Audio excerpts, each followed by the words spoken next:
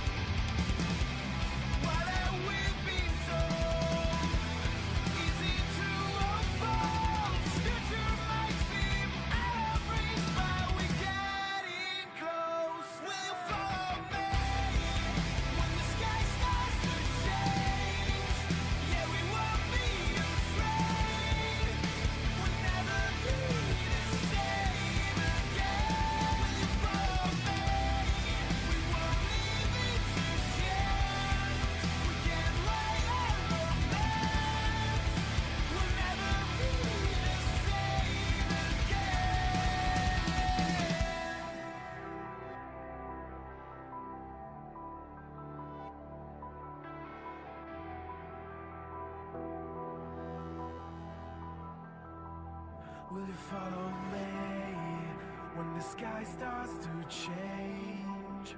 Yeah, we won't be afraid.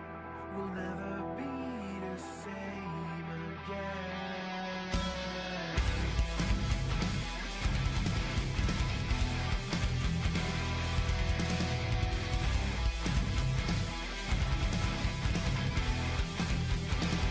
Will you follow me?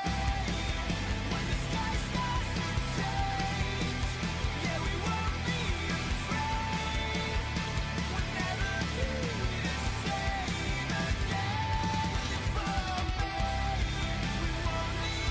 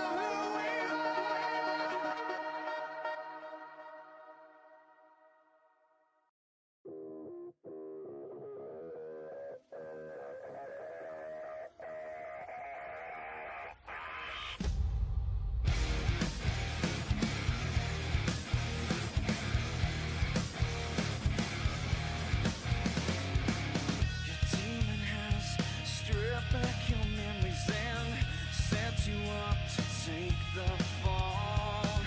And in your mind, the clouds have been gathering. You may feel hopeless, but I'll never let you go. Fly through the stratosphere and then I'll rip and scream it from your soul. Oh, we'll watch it fall. Now your clouds are all gone. Come and set your light through. Just set your light through before we're only whispers in the wind.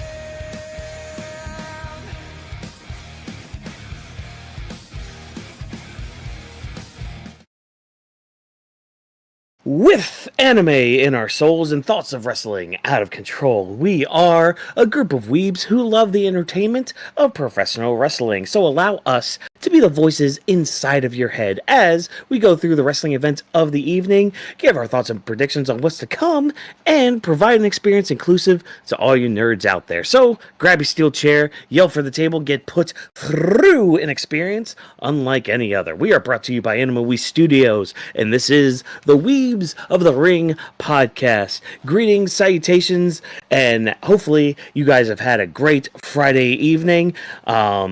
Yeah, we're here to talk about Smack Diggity Down that took place in the greatest city of all, and it was a hole in the world with a great back pit.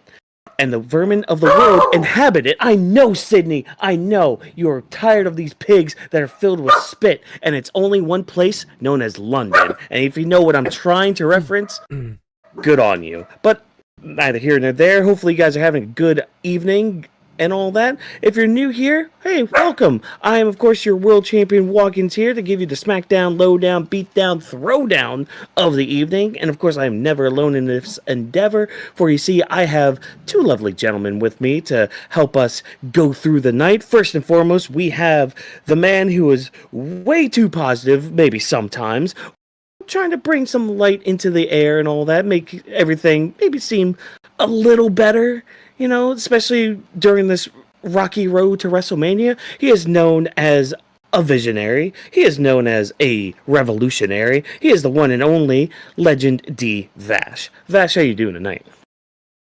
Man, I am great. Good evening to everyone. This is our last episode Friday of being early because, you know, SmackDown is going back next week, Friday, to the 8 p.m. as usual because they're back in return on USA for next week. And we'll go back to normal scheduling live at 11:30 as usual, or event day earlier. You will guys always to the stream. But we appreciate for everyone tuning in. Is your boy, the legendary Human Typhoon, but you can call me Vash the Visionary, where our boy Randy Orton got a bit emotional tonight. Like, he just felt the love, not just once, but twice. He heard his song, the voices in his head be out loud in the arena. So it was a pleasure to see him and a pleasure to have fun for tonight and hear the discussion, because we haven't had a quick chance to really talk about tonight's show. So it'll be a first time discussion. So chat, let us know how you guys felt about tonight's show as well. How do you feel, guys, about the three kings, the emperors of the sea? If you know, you know. Yes, exactly. We got three kings. We got maybe a fourth one. I don't know. Maybe we'll mention him. He was here on the show briefly. And, of course, to help us kind of process all these stories going on and to kind of help us, you know, maybe make some reasoning of what's going on, we have, of course, the genius of the mat himself, Drop This Box. Drop, how you doing tonight? Doing pretty good. We got some stuff to talk about tonight. Me and Vash earlier happened to watch the stream together, so we were able to catch the 4 to 7 time. It was a little weird, like, watching it that way, because it's like there's like 4 minutes left. It ended at like 6:56. It was like a little weird to see that, but other than that, though, yeah, we do have some things to talk about tonight. Yeah, we got a few things to talk about, whether they're good or bad. Hey, Yeah. that's for us to kind of discuss, and that's for you guys to figure out as well. Because, hey, we all have different opinions, we all have different thoughts going through our head about everything going on, especially on our road to WrestleMania and all that. And yeah, chat, glad you guys are here live with us, here to talk with us and all that. So let's kind of get right down to it. We've got the big talking point here, the big headline story. It was our main event segment here tonight. We got to get this contract signed for this triple threat match going forward between three Emperors of the Sea. We had Roman Reigns, we had Seth Rollins, we had CM Punk, all coming out to serenades by London. So London really stepping up their game when it comes to the chants and all that. Not only just singing everybody to the ring, but even doing the Cody Rhodes, like the Cody Rhodes. They were doing that for Roman Reigns in the sense of Roman Reigns, Roman Reigns. But very quick, easy, like streamlined contract signing for the night one main event that we find out. Yeah. When it's CM Punk's turn to sign the contract, he's kind of taking his time to look it over, gets chastised by Roman Reigns for it, and it's Paul Heyman who says, hey, you're finally getting to live your dream. Here comes your main event of WrestleMania. So I thought that was a good moment to have for Punk, Yeah, because like even that. though he's not going for a title, he's still getting a main event, and rightfully so with this match and with some of the builds we've gotten for Mania. This should be one of the main events. But I kind of want to quickly start with this. What do you guys think of, like, I guess why or how they announced this being one of the main events for WrestleMania? Look, if I may go first, Yeah, you can go because first. the internet pissed me off already when me and Nick were done and we're after we finished watching it. I wanted to spend time with wifey, but then I went on my phone to just to see how the other reactions are. It pissed me off a bit of how social media is so reactionary. Of course, we already know how it is, and it's also Twitter/X. You already know how they like to be reactionary and not be happy or complain that there's always some agenda or something. But literally, it said it within the story. Punk main event, and he's literally been talking about this since he came back in November 2023. That he's not here for to make friends. He's here to main event. He is here to check some things off his list before he retires, get everything situated so he's good, and then from there on he can just live his life. He wants to main event and do this for WrestleMania. Yeah. Paul Heyman said this is something he always wanted. He got emotional, real tears came out. We saw the emotion. We saw Roman being cocky about it and presenting it. And for the online community to say that they're gonna take another chance for the woman wrestling for the story, you guys been asking. The story should outweigh what's being forced agenda, and now we finally have a reasoning that why this should main event night one is not because of one person. It's because three people are literally high caliber entertainers and wrestlers are gonna main event a story, and involves the story of one of them main eventing and the other one hating it with a passion. That is not a story for you guys, and that's was just mind boggling. Like, oh, you see, like the woman wrestler, I'm like, which one? The one that is having another match to decide who's gonna go to WrestleMania. They're still not deciding about triple threat or not, and then the Tiffany Charlotte has been a bit bumpy. So you say any of those other three, or either the one that been a bit rocky is Jay versus Gunther. Any of those other three options should have outweighed the one that's right now it's a triple threat. That's a high caliber three wrestlers, and people are mad about it. It's like, what the fuck are going on about? So that's my quick thing I want to jump on first, but I want to pass it on to Drop because I want to give my little quick 2 cents first. I'm happy about it. Makes sense for the story, even though Paul Heyman left off with a bit something that wasn't the full deal or the full favor. But I know we'll get on that momentarily. But I want to pass on to Drop also to let us know if he also has any complaints or how he felt as well. So when it comes to this moment itself, it's something I looked at where it's like, we've seen how the product has been for a couple years now when it comes to what they choose when it comes to the main event. And normally it's either one of those things where it's like the biggest story, usually takes that main event spot, which Triple H has spoke about before in the press conferences, where he was talking about, there's going to come times where one story outweighs the other, and sometimes that might get the spot at Mania.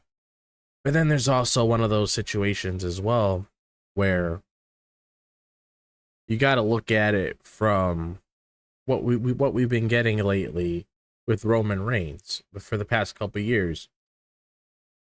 He was pretty much in the spotlight the entire time, and they pushed him to be in a lot of those main events. So if you've seen the same pattern for years on end, you should be used to that sort of thing by now. So when I saw this happen, I wasn't surprised, especially when you look at who's participating in this match itself. You got Roman Reigns, this is going to be its 10th WrestleMania main event. Then you got Seth Rollins, and also you have CM Punk, where this is his first WrestleMania main event. And I really like this moment because, it was a really emotional moment, because this is something that he's been striving for ever since he entered the business. And this wasn't just a thing that he was striving for ever since he came back to WWE 2 years ago. This has been a thing that he's been wanting ever since he was a kid, Even when we saw him in WWE, when he wasn't in Ring of Honor or other promotions that weren't WWE, this is something he's always wanted, and he's mentioned it several times within his career. And there was points where he was thinking he was never going to get that. So now that he got it, now that they highlighted it within that segment itself, it was very emotional. So you could tell why he was, showing some real raw emotion, because this means a lot to him. And then you had the crowd saying that he deserves it, which he does. If it was up to me, and I would have gave the guy a main event years ago, but the fact that he has it now, I'm happy about it. And I just really like that whole moment itself. Like, if there's one thing that I could probably go back and watch again, I would have to say that, because that's not like that's a small moment. That's a pretty big moment, because there's some people in there that are hot, but they never get that main event. And thankfully he was able to go down that route and get that main event, because he definitely deserves it, like the crowd says. And it just gets you intrigued to see, okay, what happens beyond this point when it comes to the contract signing. Because what we saw at Roman thought this was the favor. Okay, you're going to get your first main event. That's what Paul Heyman was going to try to help you get. A lot of us, including me, myself, originally thought that was going to be the favor. But just like how I put in the title itself, CM Punk finally main events WrestleMania, but that's not the favor. It's more than that. And that opens up the door for, okay, what's going to be happening next week? What's going to happen the week after that, leading up until Mania? And you never know if the favor is going to get revealed in the build. For all we know, it might even happen at Mania. To me, at the very least, it sounds like something that could actually be revealed at WrestleMania, if they want to, like, just considering like how secretive it is. And if it's really going to change the game when it comes to CM Punk, Seth Rollins, and Roman Reigns, which I think it needs to be something that really changes the game for three of them. Or if it's not the three of them, at least maybe Roman and Seth, to really add another chapter for their story. I wouldn't be surprised if we end up getting that revelation at Mania. But all in all, I really enjoyed this part of the signing as well, because that's a big moment for a lot of people that's been following him for years, and anybody, if you're a fan of somebody, would really be happy about that. Yeah, and I'm kind of glad you brought up the whole idea of the next chapter of Roman and Seth, because if you kind of think about it, this kind of starts the next chapter. And what I mean by that is, like, part of Seth's thing during this build for WrestleMania is making sure Punk never gets that shot to main event WrestleMania. And now, because of Roman, he's getting that chance. He's getting that shot. He's going to be able to put that into his cap and put that into CM Punk's own little book of his WWE career. And since Seth never wanted that, he thinks, again, Punk is this cancer to the business and all that. Oh, that's not sitting well with him. and he's again kind of like what he said. He's gonna try to screw Roman again, and that's why he keeps doing that, because he's trying to stop him from having this power that he supposedly has and all that. I mean, he even said it tonight too. It's like, you and I have all this history together, but it keeps coming time and time again.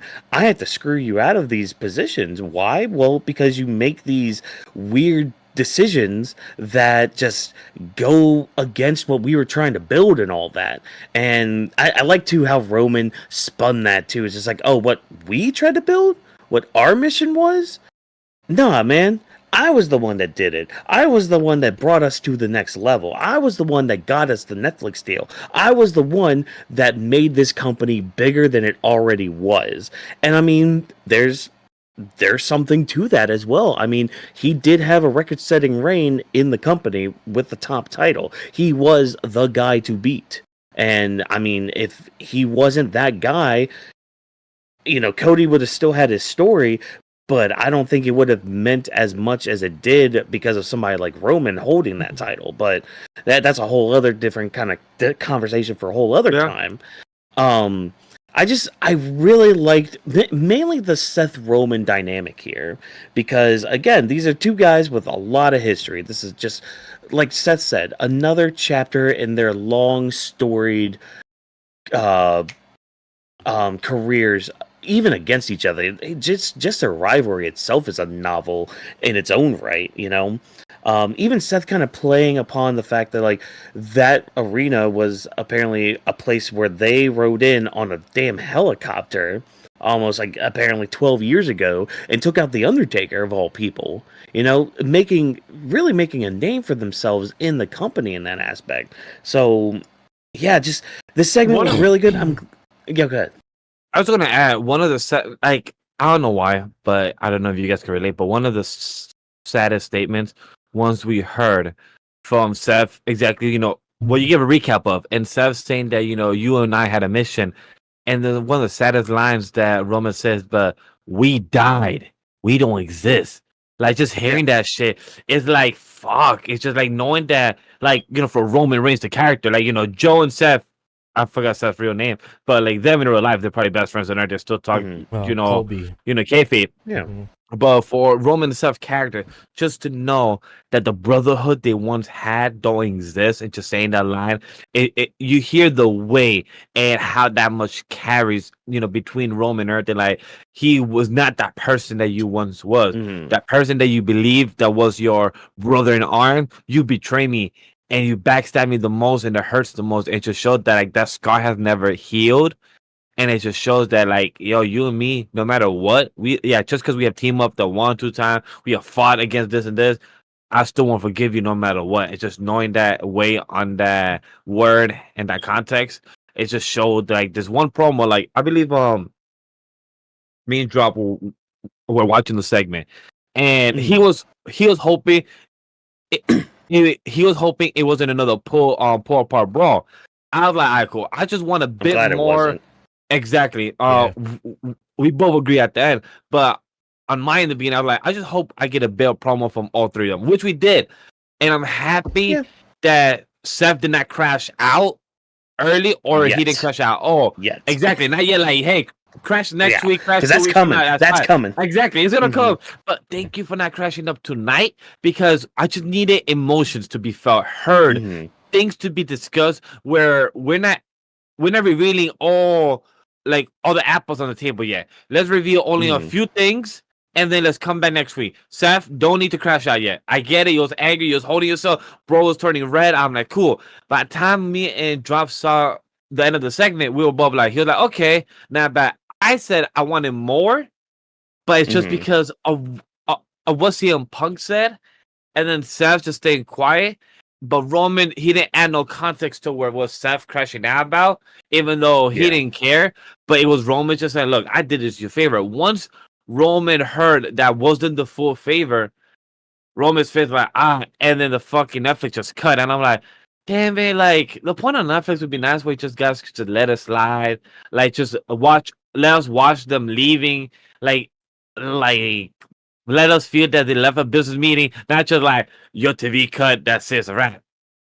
Now they Also, had I the get that Sopranos you. They had the Sopranos you because it's just like you don't get your ending. You don't get to find out what happened. Nah, cut to black, not fade to black, not this short Exactly, little just cut to fade black. to black. Just No, just cut. bam, bam, dun, like the whole But yeah, Netflix so thing. it just felt that way, and I'm happy that like things went out. I'm happy what dropped or what he didn't want to pull, bro. Glad it didn't happen, but I'm glad we Same got here. enough promo of all three of them getting a segment. But Roman, next time, get your ass early in the damn fucking ring. It would have been nice. We spent almost a good 10 minutes just you walking, absorbing the crowd, and just hearing what what walking so earlier the Ole Roman. But man, you walked that 10-minute walk. Me and John were waiting like, come on, man. It's two. For us, it was I believe 6:30.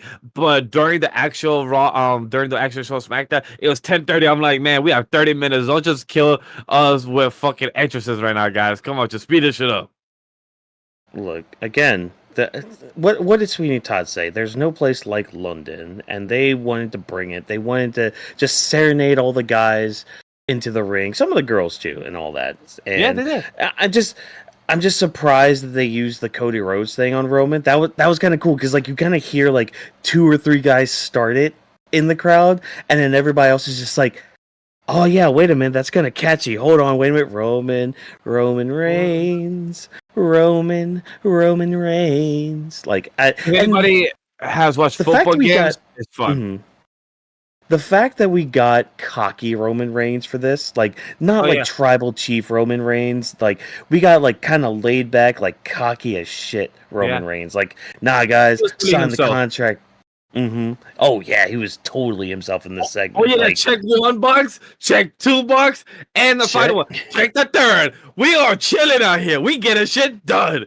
And also, Oh, I man. wanna comment chat. I know y'all been staring my background. This also happened before we enter all 3 of them in the ring. Where CM Punk literally just walking out, just see fucking Drew right here crash out because of Damian Priest, and CM Punk just holding at one moment like, this feels good to see. That's where you should be. Just like Jade Cargill, except for Drew. This is nice. What's even better, Drew had a tweet earlier. He said, yeah, that was real glass, and it got in my eye. So I'm like, oh, hopefully you're actually all right, and it actually didn't get in your eye. But the whole real glass comment, yes. I mean, come on. But yeah, I'm glad again this didn't end in a pull apart brawl, because if it did, we'd be having a whole different conversation right now when it came to this segment. But yeah, it's nice to see that a contract signing actually ending kind of amicably, we had 20 security guards calmly. and they didn't do shit. Just saying. 20 security guards around the ring and they were just standing there. Yeah, easy paycheck for those guys. So Yeah. great, Yeah. awesome. Unless something happened off the air that we didn't get to see, which is bound to happen. We haven't heard yet, yeah. Yeah. Anything else we want to add to this segment? I mean, I feel like we kind of hit all the big moments and all the big times with it. I mean, we still got some time for like some promo work and all that from all 3 men, which Is there I'm anything sure you guys we are will get. expecting for next week? Like for next week Monday from Seth or CM Punk? Are we guys expecting anything for next week Friday? Since they have a contract signing, they haven't gotten yet promoted, which I don't understand. I don't know about you guys, but So the audience got mad that John Cena is being promoted for next week. Oh, no, sorry. He is here for this Monday Raw, but the following 2, he's not yet promoted. And people are getting upset like, oh, look, that he's not making no more appearances. Like, things could change. Scheduling could change. And also, it doesn't have to be revealed. What happened about surprises? Like, I remember back when Raw SmackDown used to have surprises where things like wouldn't last get year leaked. when The Rock just showed up and beat the shit out Yeah. of Cody Rhodes. Even Roman wasn't Exactly. even scheduled for that Monday Night Raw. He came back. Yeah. Exactly. So I don't know why people's like need of knowing every report to be factual and know everything before the show. People need to remember Monday Night Raw and Friday Night SmackDown is still a fucking television show. I would like some things to be like not yet reported. I don't mind after, like, oh, this what was supposed to be originally. It was supposed to be a 20-minute segment, but instead it was 25 because the crowd was making it hot. All right, cool. But just to know, like, this is happening tonight, this segment, like, yo, just surprise us. That's it. Like, just keep it simple. Mhm. Like, that's my quick rant. I'm sorry. Like, I just feel like spicy No, you're tonight. I fine. feel passionate. I feel like just to let things off my chest of just things that I've seen on the timeline that are just stupid, and I just need to mention this as it involves the stuff of the community and involves things we're discussing. Mhm. Mm. Yeah, no, I get that. I get that a lot. Droppy, you were trying to say something in there? Yes. Oh no, I wasn't. Oh, okay. All right, no problem then yeah, I mean, I think the only other thing I expect, because next Friday they're apparently in Chicago, so I'm kind of expecting Punk Ooh. to be on SmackDown. Oh yeah. Now I remember what I was gonna say. I do believe Roman was scheduled for that Chicago show. So I guess that's what we'll get, Yep, like a and Punk Roman back and forth. CM Punk will probably be there. Seth's You want me always to put him in stuff? Yeah. Seth's always there, so I would assume he'd be Yeah. there. He'd probably be on Raw. I mean, I guess if you're saying what do we expect to see next, I would assume you would expect to see something with Seth on Monday to get like get his feelings on what transpired on Friday. I mean, he was the only one really like the third wheel closing out that segment, so you would expect them to do something with him on Monday night. And the other thing I was gonna ask before we move on to this is, so since we know that Punk's getting his main event and everything, what do you guys think could possibly be the favor? Ooh, see, I've been thinking about this, and like part of I don't know how they would explain it or go about it, like story wise. It's got to be something with like Heyman. Like, part of me doesn't want to be like, oh, Heyman's gonna help Punk. Yeah, but something leans me towards like Heyman leaving Roman. Yeah, because like, yeah. No, you can continue now. No, I mean, it's just the fact that like Punk can always pull out the whole thing of like, okay, well, Roman, you left Heyman there like a year ago all by himself to deal with your dumbass family, in a Punk sort of way of saying it. Like, no, Roman, you abandoned Paul Heyman, and I mean, Roman can always turn it around on Punk too, being like, okay, well, you kind of did the same when you left, and then, oh, well, no, I got fired. But that's for them to promo work and all that stuff. But it's like Punk can always pull that card and try to like save Paul Heyman, kind of remembering the words that Paul told Punk like, damn, almost a year ago when he was on that SmackDown, and Heyman was just like, take me with you. Punk could do that, and it's not necessarily the fact that like Punk needs Paul Heyman, but it's the fact that like Punk would be quote unquote saving Paul Heyman. And like Roman now, I mean, Paul Heyman really helped him like elevate Roman to a certain standing, but I'm not gonna lie, I don't think Roman really needs Paul anymore. Yeah, I really don't think he does. No, yeah, I agree with that because what I think it is, like, it definitely has. I'm gonna say the same thing as you. It definitely has something to revolve around Heyman, because one of the things that people did bring up, if it does involve Heyman, then this could actually be the way where we could see Roman finally change, like taking Paul away from him. It could actually help us see like a new version of Roman besides having him with him anymore, because Heyman was only there because he was trying to help him to be where he is now, and now that he's fully developed in his character, he doesn't really need him anymore. Even when we saw him come back, he was still getting these loud reactions. So it's like, I would think would have to do with something revolving around Heyman. I don't know if it's like, the thing is, like, I could say portrayal, but at the same time, John Cena's the heel, and the reason why I'm bringing him up is because if Heyman were to portray Roman, then that means Paul's a heel and Punk's a heel again.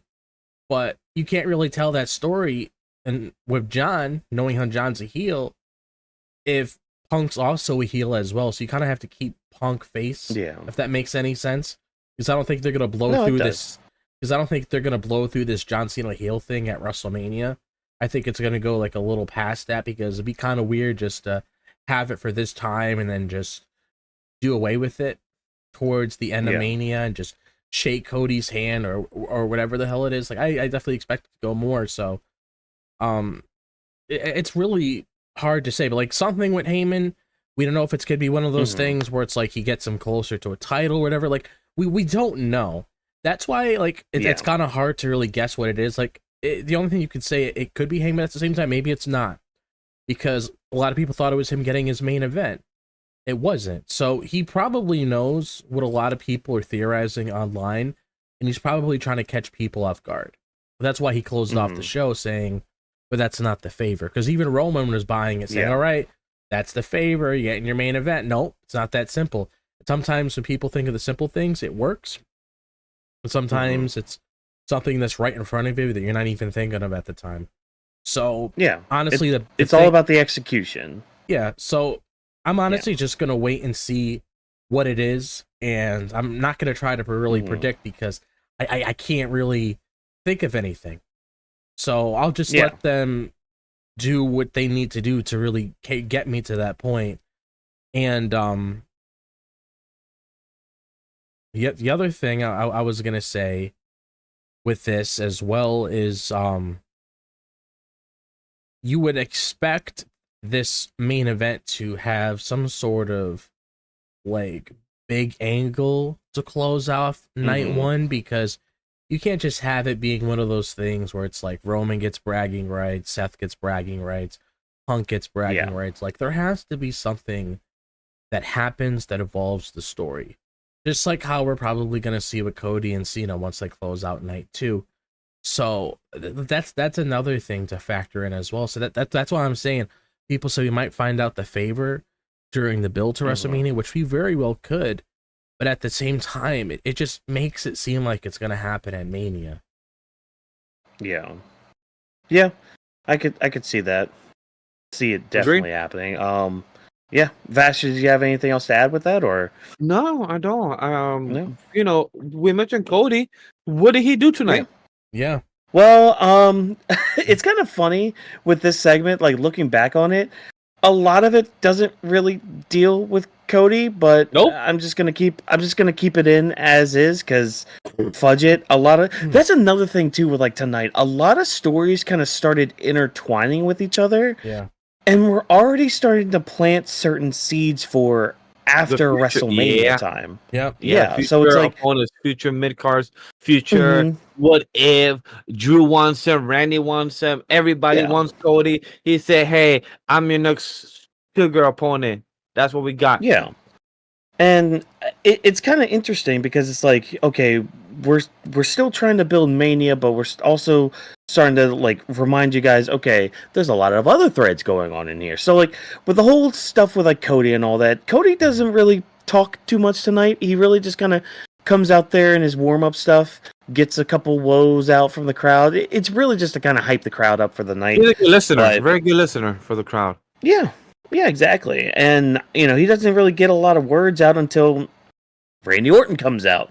And when Randy's music hit, like I was watching this at work, Randy's music hit, and it kind of sent like a little bit of a chill down my spine. I'm like, oh, I've been kind of waiting for this to happen, like this kind of moment for like Randy to come out unannounced towards Cody to just say whatever he wants to say. And, you know, he basically runs down Cody's story again and all that. And the whole gist of him coming out there is just to be like, you know, finish your stuff with John, like finish that little storybook, like that second part of your novel. Yeah. But once you're done, I'm coming for 15, and I'm not going to kick you in the dick behind your back. I'm going to stare you right in the face and say, I'm coming for that. So cool to see that Orton is thinking about 15, which great, awesome. You should be, sir. And of course, Drew comes out, tries to talk his shit, gets beaten up by Cody, and Orton almost hits the RKO, but he leaves, and that basically sets up a match between the two and all that.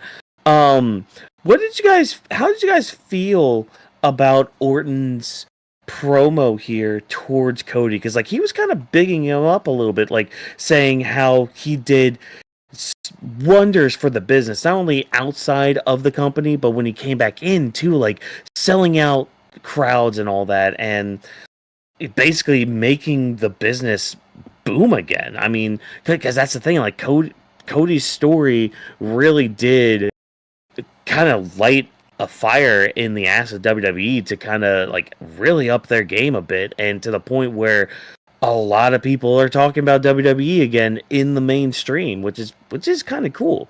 But yeah, what do you guys think of just Orton bigging up Cody like this?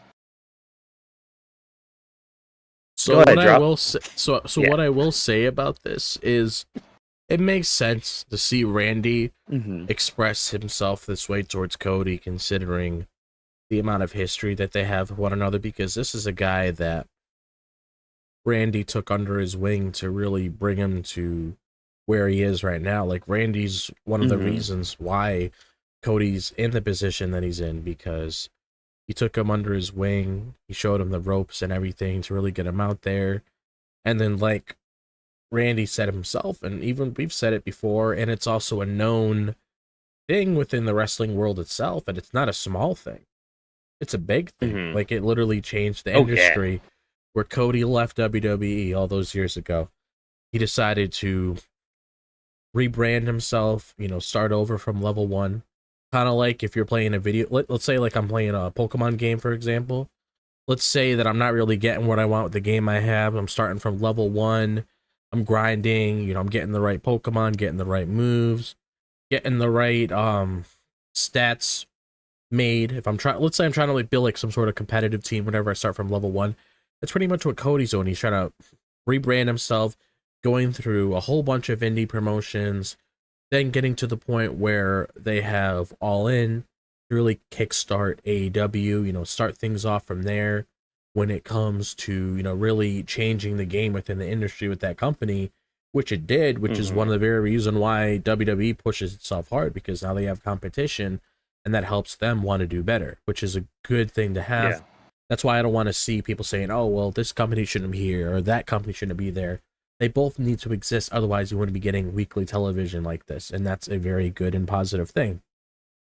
But with Cody creating AEW, then leaving, then coming back, he's pretty much evolved himself. He's a whole different animal ever since he returned in WWE. And it's not like it was a random Raw or SmackDown. It was at WrestleMania. That's pretty big. Making your big return at WrestleMania, especially against somebody that's a legend in the game like Seth Rollins, and having like 3 great matches with Seth Rollins and really pushing himself, like Randy says, when he had that torn pec and then he had that full torn pec towards the end of the match. Because I remember watching that match. I was like, holy shit, this is fucking crazy. And I honestly expect Seth to get a win off of this, because I thought it was going to be one of those angles where they're going to write Cody off of television so he could heal it afterwards. Cody won the match, and then the following night on that Monday Night Raw, he got wrote off TV, and then he came back at that following Rumble. So in a nutshell, Cody really changed the game for himself when it came to him as a performer, but also within the wrestling space as well. And I mean, I honestly think, if I'm being honest, now that I'm mentioning all these things, I think his return really kicked off this new vision for WWE. Oh, it did. Yeah. Oh, He yeah. did. And now he's the poster boy of WWE. And he's gained things that you wouldn't really hand out to anyone else. He ended Roman's legendary reign. He's able to finish his story, which was an accolade he had forever. He's also he's the first crown jewel champion when it comes to the men's, to really cement him, to really kick that off. As much as we talked about it back then, it's still a pretty big thing to put under his belt as being the first of 2 Royal Rumble wins. You don't just hand that to anybody. Yeah, Back to back too. Back to back too. Yep, I mean, you got our Yeah. boy Austin, Stone Cold. Stone Cold Sean. There's another one. Was it Hogan too? Hogan, another one. It probably was Hogan, I think. I don't remember. But yeah. And then you got Cody added to the mix as well. It's like, look at everything that's been thrown at us with Cody over the years. So Randy's love expressing to Cody and everything, 100% accurate for what he's done to the business to really change everything. and he is bringing in ticket sales of doing all this. So I actually really enjoyed this because, just like you, Watkins, this has been something I've been wanting to see forever. I mean, when it comes to Cody, like when he first got that title, this was the first thing on my mind, seeing a program between these guys, because we've seen it in movies, we see it in video games, we see it in manga. When it comes to the student against the sensei wants to see how much the student has grown. It's kind of like you're watching the Karate Kid movies, where you're seeing Kakashi. Where you're seeing, that's another one too. Like Kakashi seeing Naruto, Sasuke, Sakura, all of them grow throughout it. I mean, typical mentor thing, and like battle exactly. shown, really with Gojo, with like Yuji and Megame, Anakin Skywalker. Yeah, it's like a typical thing that we see. Honestly, even looking at Doc Ock and the Ramy films with Peter Parker, when they had the interaction again in No Way Home. So it's like, this is one of the top things that we've been wanting to see for years. And that's why there's a part of me, and just looking at how everything is and the way this was laid out, where it's like, you got Cody in this position where it's like, if he retains his title at Mania, he's got Randy, possibly at Backlash. He's got Drew McIntyre in the rearview mirror, or it could be one of those things with Cena, with Randy at that pay-per-view. I don't really know how you get a heel Drew and Cena. You can't really work off. Actually, you can, because Drew does whatever I don't know. That's another story for another day. Yeah. But basically, it's like, it just makes this so unpredictable. But then there's also a part of me that's still hanging on that little thread where it's like, I don't want the reign to end until this. I feel like once we reach this, I feel like I can sort of... I mean, it's not like we can't ever see it again once he gets another title. I highly doubt this is Cody's only title reign. I highly doubt that. Yeah, no. He's definitely going to get it again when he drops it. Yeah. But round it's 2, round 3, maybe around maybe like a 17 one. You never know. Yeah, you never know what could happen beyond that. But it's like, there's still part of me, even with this first reign, that's hold on to that little tiny thread where I'm like, I need to see this before he drops the title. And maybe that's me being a little greedy. Yeah. But there's just so much meat on the bone with this. And it's not just like a little bit of meat, like a full course meal, Thanksgiving dinner sort of thing when it comes to Randy and Cody. Like, holy fucking shit, you could do a lot of stuff with that. And like you said, intertwining the stories, the whole Kevin Owens story with that Randy's having, whatever's going on with Cody, with Cena, throwing Drew McIntyre in there, possibly getting that momentum after he beats Priest at Mania, shoving him in there. But it's like one of those things where it's like, you're getting that little kickstart. Randy's hearing voices again, the punt kicks coming back, possible heel turn in the future, a heel Randy against a babyface Cody Rhodes. I mean, that prints a lot of dollar bills. See, the cool thing about like a Randy Cody feud is like, yes, the title is tantalizing to like kickstart the feud, but let's say Cody drops the title, there's still credence, or like there's still a possibility to still get this feud, because it's just like, okay, you have Randy here constantly like putting over everything that Cody did, and yet WrestleMania comes, Cody fails. And it's just like, okay, well, the fuck, dude? Like, what? I bigged you up so much. You were supposed to be like our savior. And look what happened. How could you do this? Now I have to try to do this. Yeah. And I will, because I've done it before. I've beaten Cena before. Why couldn't you? And so like you could also kind of do a dynamic where like the sensei ends up getting the title from Cena. I mean, again, just possibility, just throwing anything, just out the window like that. It's where it's like, okay, what if we get that Cena Orton match again, which, I know fans are iffy about because of some of their matches just not really living up to expectations. But, we're probably going to end up getting that again this year. Oh, yeah. And when we do, it could be for the title. What if Randy does get it and gets number 15? And then Cody then now has to go after his own mentor. Now he's the one not only chasing again, but having to chase Orton again in his career. Because that's something that Cody's almost always had on Randy, is always being behind him almost in a way. So they could always do just a dynamic like that too. But I mean, it's also a good dynamic too for like Randy to actually be the one to chase Cody. So like that's the beautiful thing about this whole WrestleMania build with Cena chasing 17 against Cody is like anything is possible, and they could really make a good story out of any outcome that we get at WrestleMania, and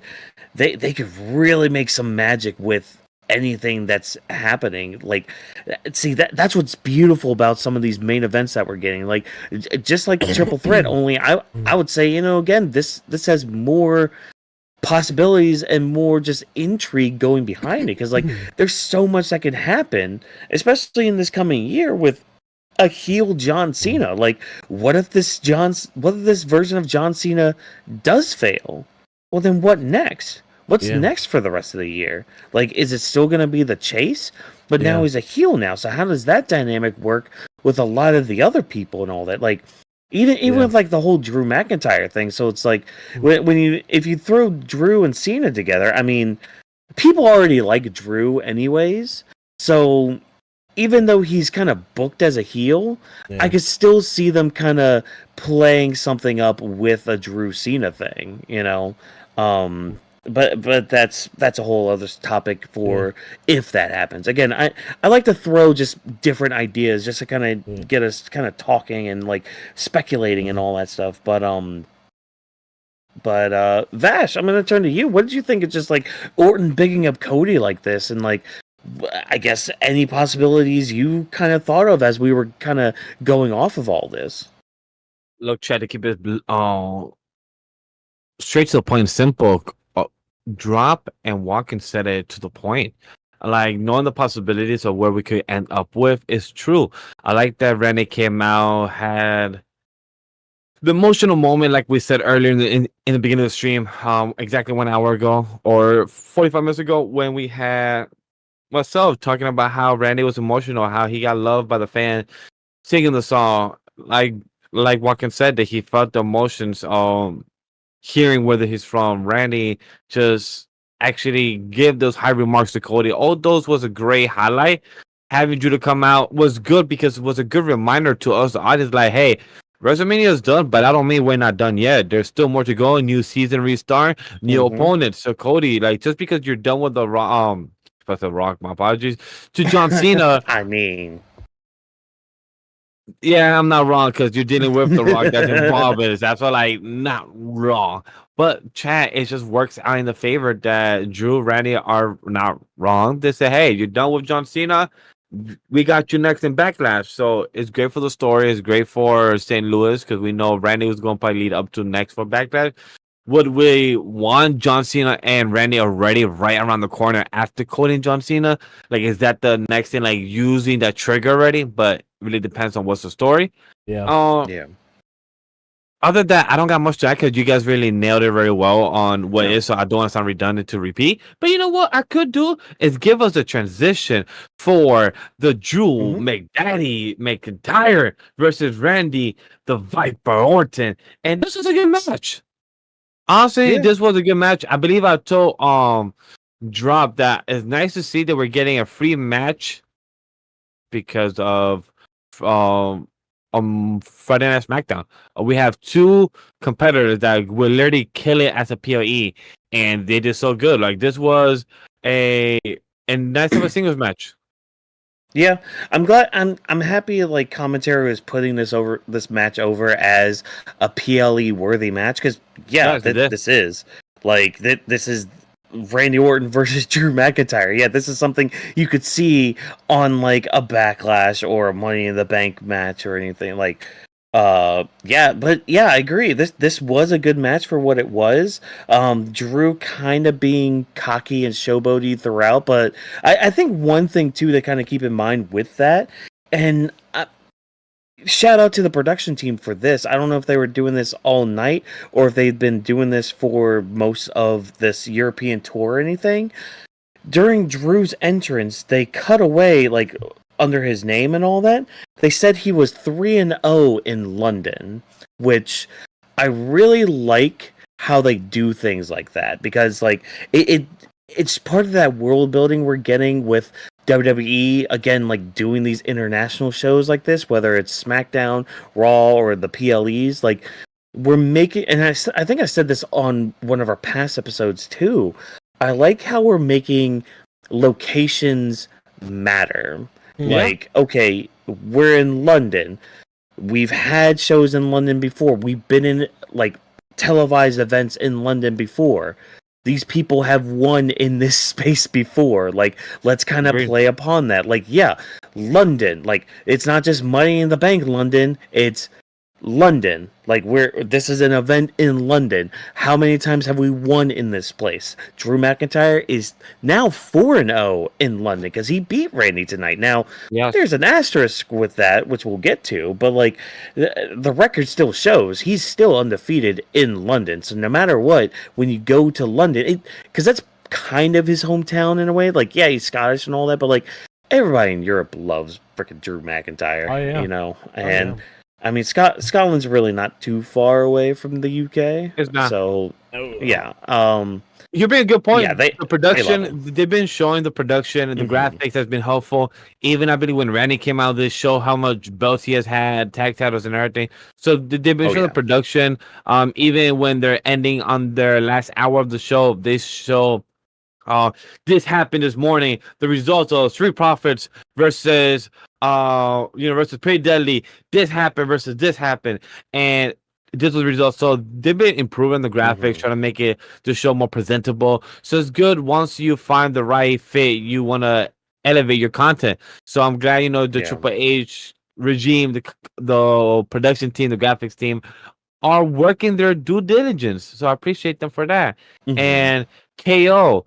You caused Randy a match. I wonder if he's going to be more mad at you and want to punch you more. I mean, obviously. Like, he even tried to go for the punt, too. Yeah. But yeah, as Vash was saying, KO comes out to kind of run a distraction and kind of, cost Orton the match and all that. So, again, Drew gets a big win in London again. But talk to us, Drop. How'd you feel about KO being the one to kind of cost Randy the match? How do you think this kind of builds to their story going into WrestleMania?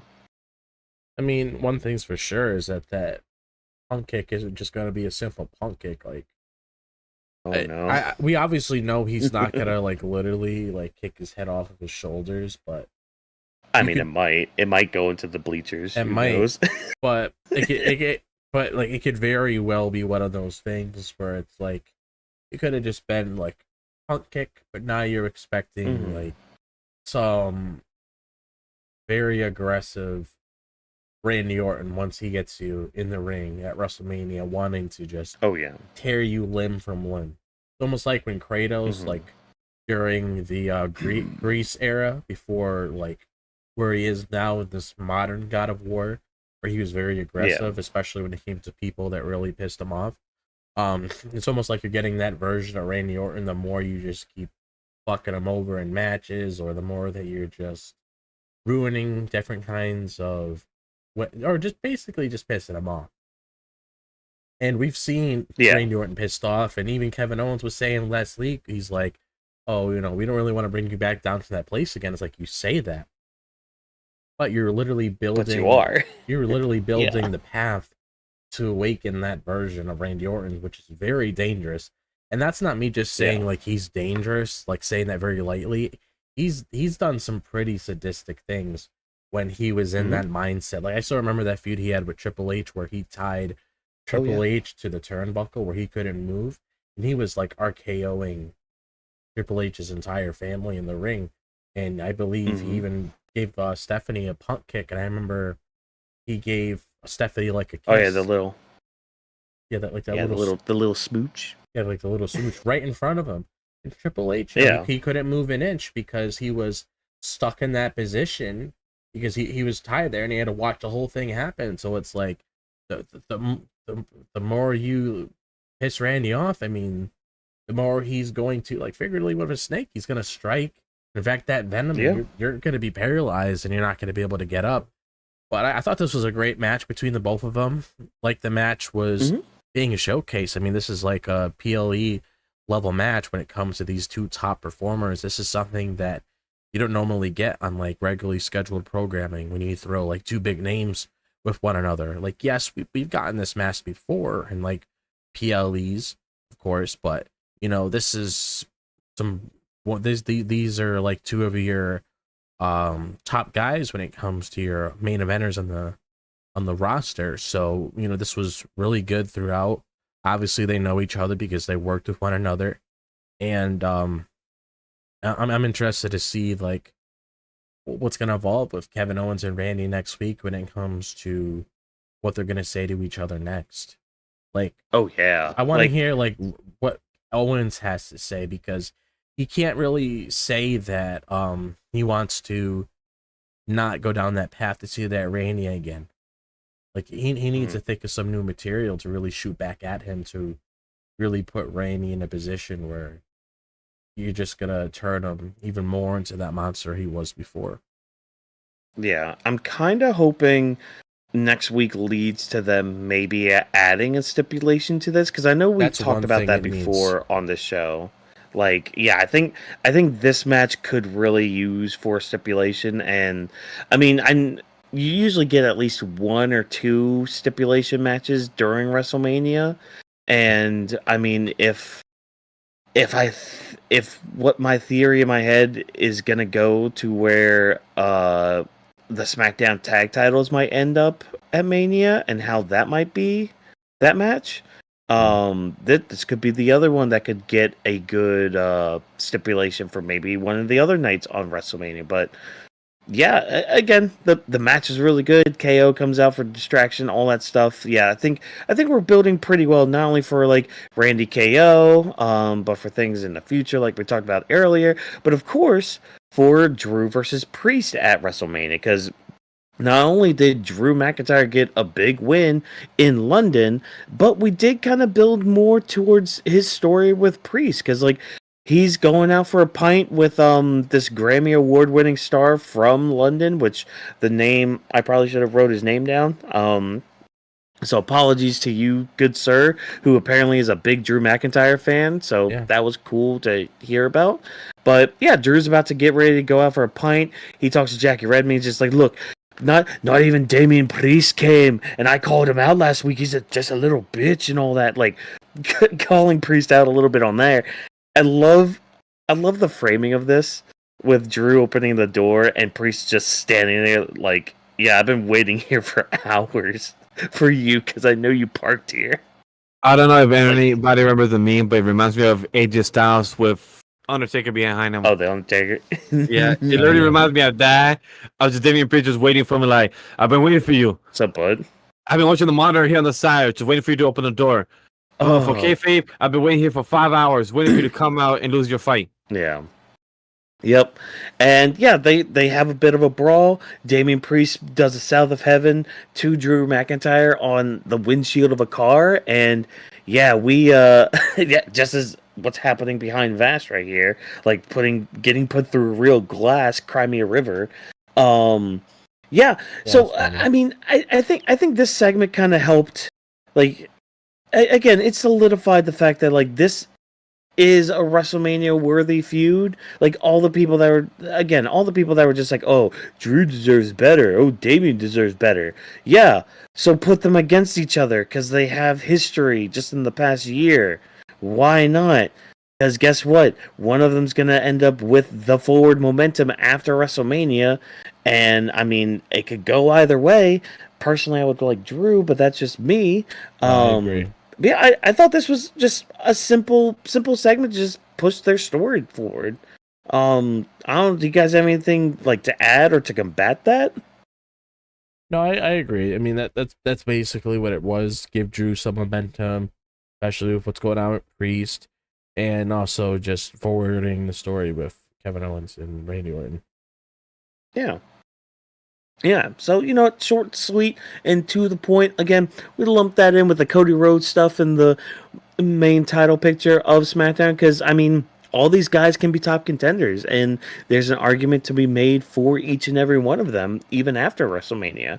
So, we're going to move right right along to our mid-card stories, all the other stuff that happened on Smack Diggity Down to lead up towards WrestleMania. And we're going to start by talking about our U.S. title picture. Because tonight we had LA Knight taking on Braun Strowman, defending his title because Braun Strowman won his match against Jacob Fatu last week by DQ. And guess what? Braun won by DQ again because after just like, honestly, a really good match. Which, I'll get into a little bit of why I thought it was a good match. But, as the match goes on, Braun's about to get some momentum, about to probably finish the match or get to the closing stages of finishing the match.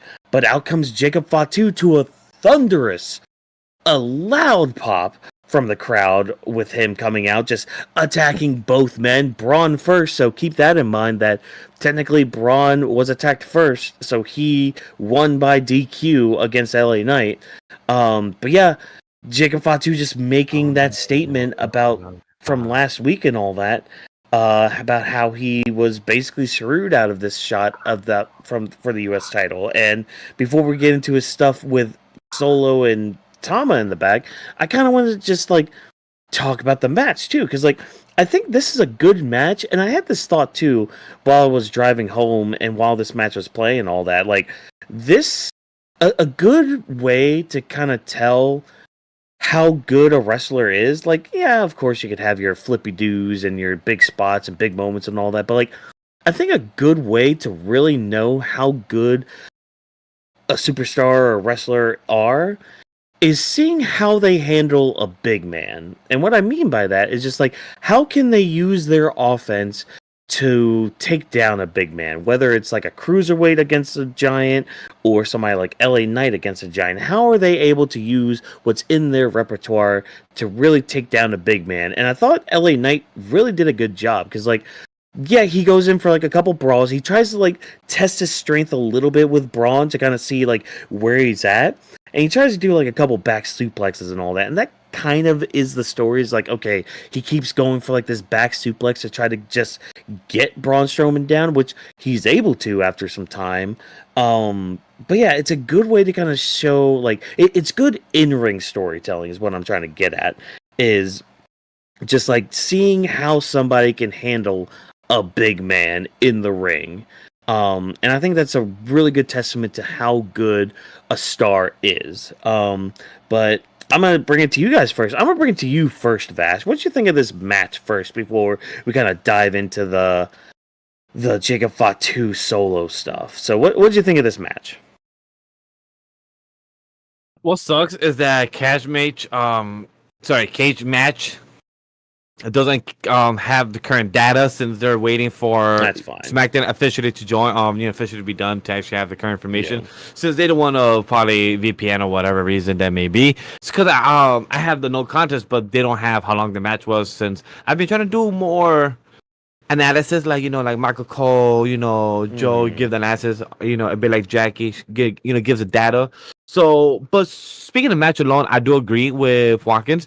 Him discussing about LA Knight, of how he did against Braun Strowman and how he's trying to get against a bigger dude. I honestly, kid you not, I thought LA Knight was going to do something that John Cena has done when he carries a Big Show on Mark Henry. I thought LA Knight was going to carry Braun Strowman on top of his shoulders and then I throw him over or probably do the BFT. I thought he was going to do something like that, but it didn't happen. Fatu coming out, I must say, I really like how the crowd be singing it, ole, ole, Fatu, Fatu. It just really gets the rhythm, and I love how he just kept enjoying it. Like, you saw Fatu, so like, yo, this shit fire. Yo, this shit's on fire shit. They really love me out here. Oh, shit.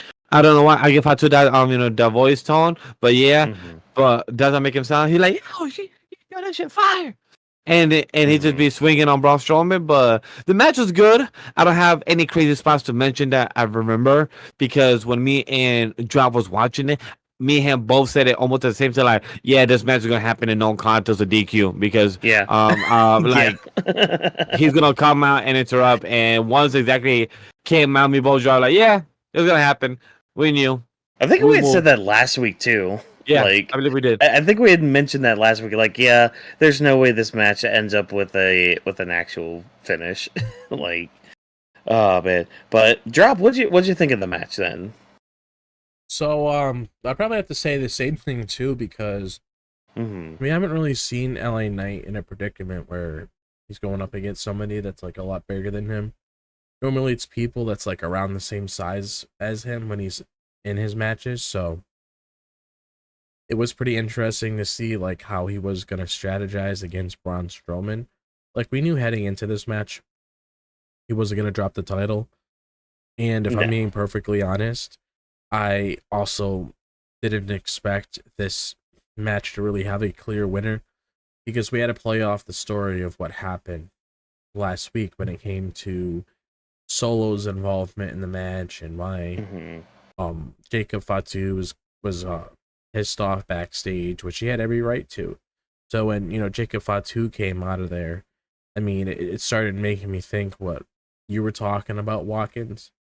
And I'm still 50-50 on it when it comes to the direction of him heading into like a US title picture at WrestleMania when it comes to Jacob Fatu, because they very well could clear the room the following week when it comes to whatever they're trying to do next, and then he could just focus on Solo entirely, which, you know, I might as well just bring it up now. You know, he had a moment with Solo in the back, and even with Tama Tonga, just saying that, you know, he's going to be able to achieve his goals if he's with them or not. Pretty much saying that, you know, he's his own person, so he doesn't really have to listen to other people or really ask for any help. Which, you know, realistically, you look at the guy, he doesn't really need that. I mean, he's able to handle things on his own behalf. He's able to get the job done. Like, he took out Braun Strowman with ease at that Saturday night's main event. So it's not like he really needs any help. He doesn't, even before he mentioned that, and even just seeing him when he first appeared in WWE, just looking at him, he just struck me as a person that doesn't really need any help when it comes to things that he wants to get done. So when it comes to that department, I understand. And I don't know, like, I kind of still want that Jacob Fatu and Solo match, because I get the whole thing where you're trying to have a lot of these multi-man matches, but I also really like these one-on-one matches between, you know, Pacific people and everything. And I honestly feel like you might as well just handle things between them and then move on to something like this at like a Backlash. Have Jacob carry that momentum past WrestleMania, and then maybe you have a match of LA Knight at that Backlash. Maybe have him win it there.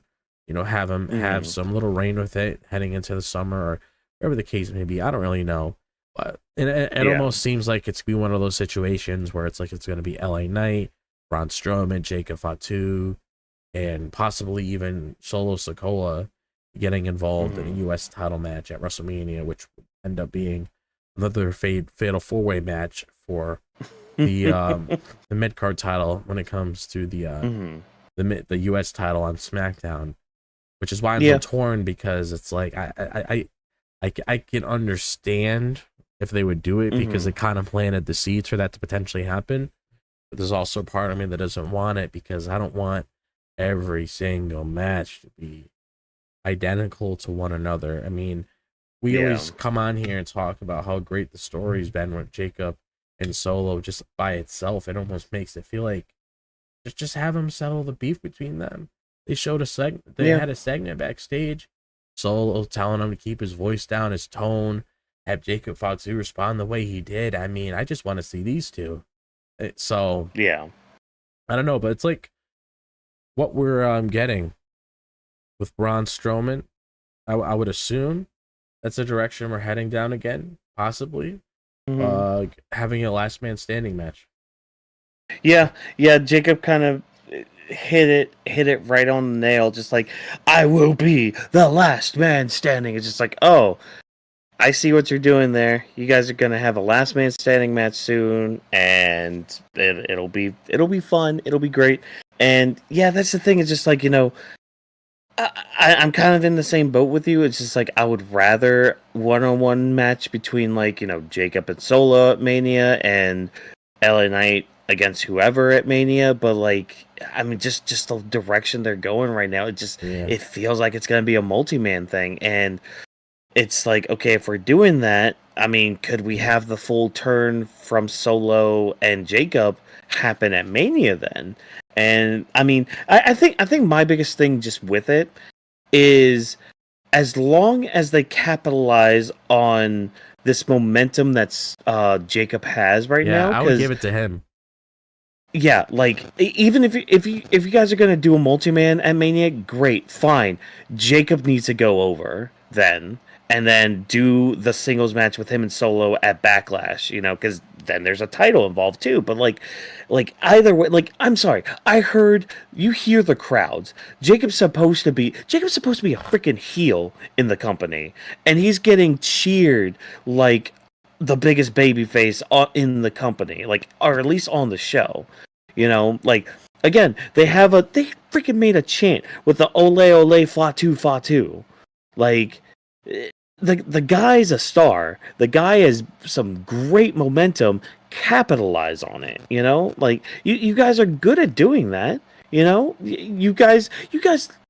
This is gonna sound like hateful and all that with it, but it's like, you guys gave freaking Jey Uso a month reign with the IC title just to give him a singles championship, to be like, oh yeah, this singles run meant something before he, won the Royal Rumble and all that. Like, you guys did that for Jey. Why not do that for Solo? Oh, not Solo. Fucking Jacob Fatu. People love the guy. People want to, like, be behind the guy, push the guy then, I mean, you guys are already, like, and it's not saying that they're doing a bad job with it. Like, they're doing a good job building him and pushing him and all that. It's just like, just capitalize on that with a title win at WrestleMania, especially if you guys are doing a multi-man. Like, as much as I love LA Knight, as much as I love Braun Strowman, Jacob Fatu needs to be the man to win if they're doing a 4-way. Yeah, I do agree with that. You gotta strike while the iron's hot with him. And I'm not saying it's like at the same level as like a Jey, because it's not. But you gotta but you gotta capitalize on the momentum that he has now. And I could see with him having a bit of a different reign with that US title compared to Jey, only because I feel like they definitely have a lot of plans for him in the future, and I feel like he could definitely hold on to this title for quite some time, depending on if he gets it or not. And I feel like he could very well be one of those people that could actually give this title a legitimate reign. Not saying that LA Knight didn't really do anything with the title, but it's like, he just strikes me as someone that could really give this US title like some meaning. He can make it feel meaningful. He's not going to be one of those people that's going to be like taking that down like very easily. Like, he's a pretty tough guy. Oh yeah. And you're going to have to throw everything at him if you want to even have a chance to really poke that title. So it's like, I could if you really want to add some prestige to that title, which is something I definitely want to see with this one, outside of what they did with Gunther with the IC title, I feel like Jacob Fatu could really do wonders if they venturing down that route with him. You want to add some value to that title, strap it around him. I mean, I don't think anybody would argue against it. There's already people out there saying when he participated in that match for it originally, and I remember us even saying it itself, even though we knew what the result was going to be, a lot of us just said, give him the title. Yeah, just give it to him. Like, and the thing too, Jacob, I could see them booking like him doing an open challenge just to be like, all right, who wants some? Like, who's gonna really realistically stop him? And I'm on like, you gas, could really no breaks tonight.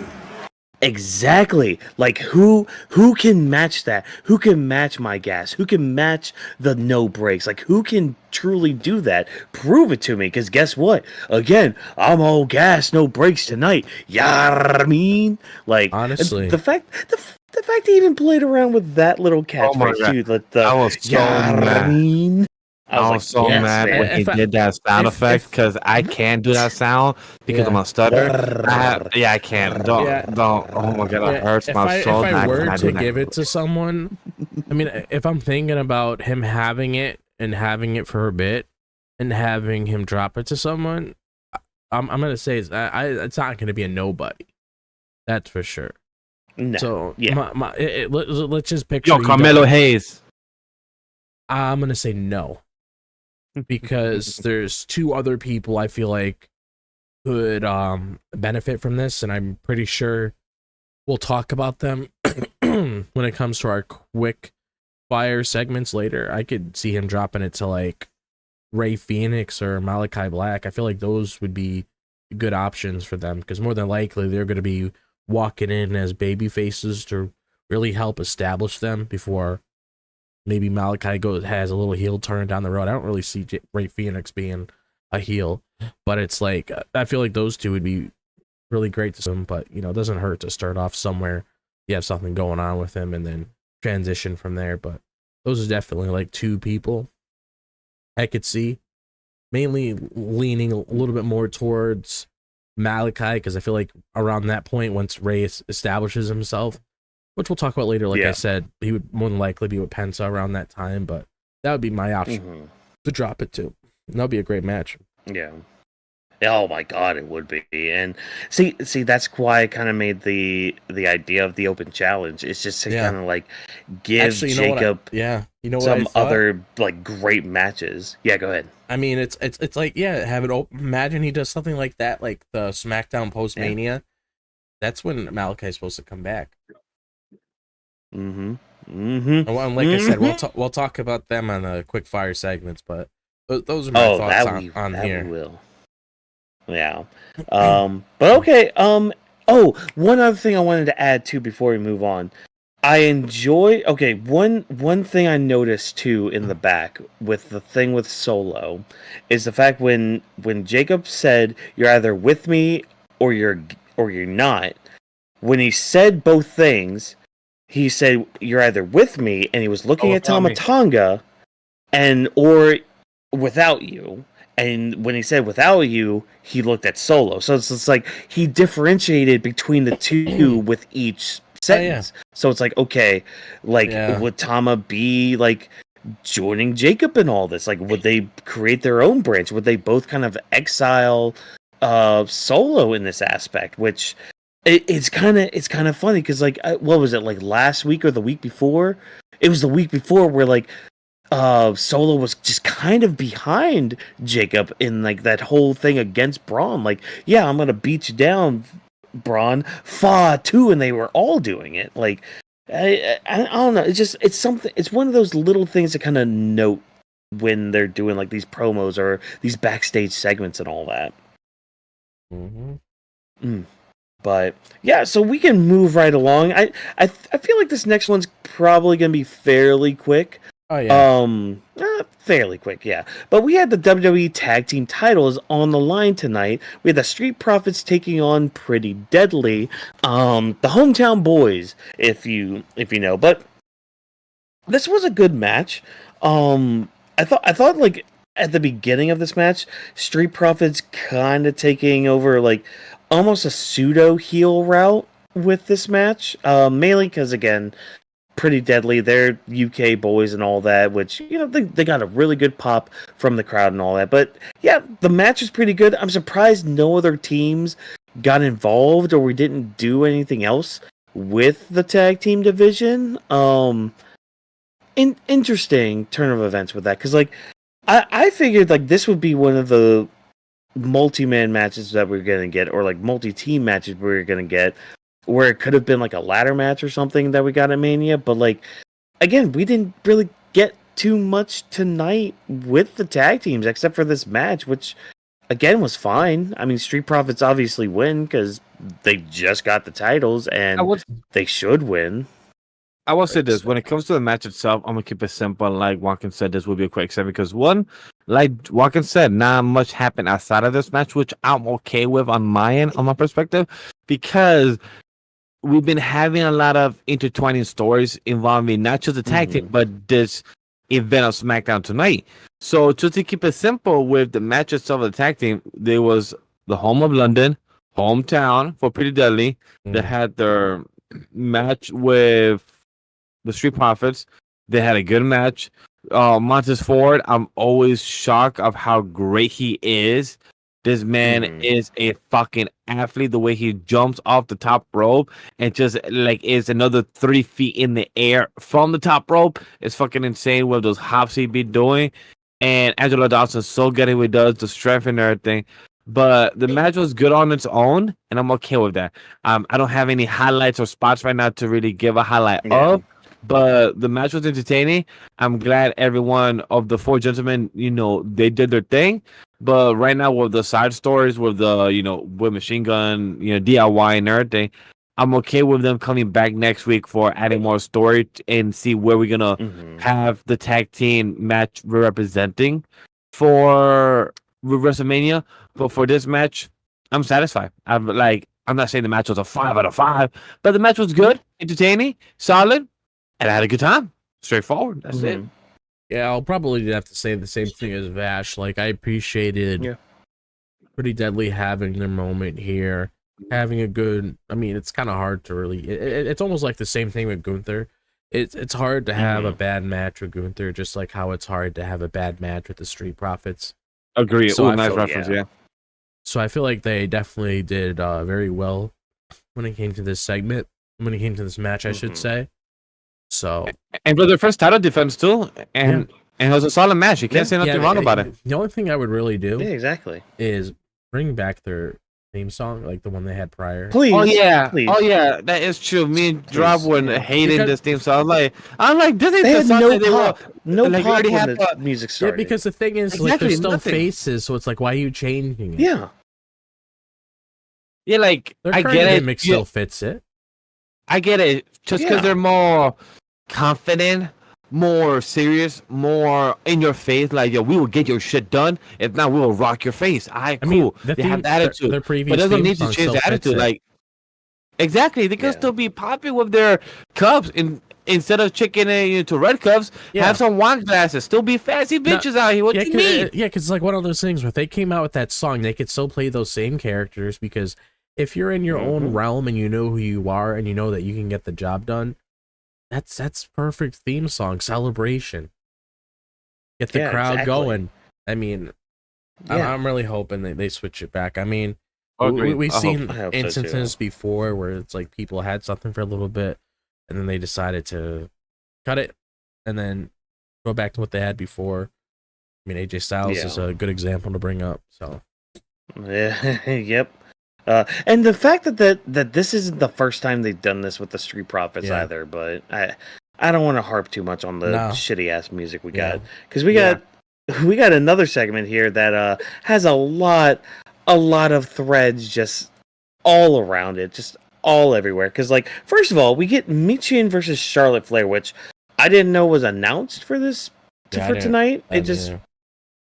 Yeah, like I heard about him, like, oh, that's neat, okay, which came about because, Michin and B-Fab are tight, and Charlotte Flair was beaten down on B-Fab a couple weeks ago, so Michin's just like, hey, how dare you? So, okay, cool match, alright, whatever. But, like, the fact that this kind of intertwined with the whole Naomi Jade thing, first, okay, that's gonna be my first question to you guys, because, like, how do you guys feel about like these two stories kind of intermingling with each other, with the fact that with like Jade and Naomi kind of intertwining not only with like this mini story, this mini arc of like Michin and B-Fab against Charlotte, but then like kind of bleeding into Charlotte versus Tiffany. Like how do you guys feel about like this aspect of like intertwining stories? Because like, I don't know. Earlier with like the Drew stuff was fine, but yeah, how did you guys feel about this part? I don't know how it dropped because me and him were watching, but we were kind of not saying speechless. We were kind of like grasping the information of what we saw, like leaning towards the data. Like, okay, so this what just happened. Trying to feel about it.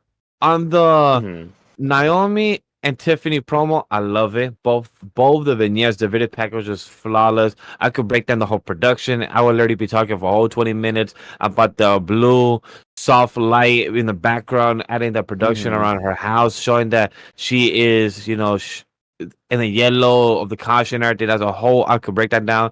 But we don't got time for that. But one thing I would say is towards what Watkins asked is the bleeding story. I love Jade's giving the stare down towards Charlotte when she was coming like the queen.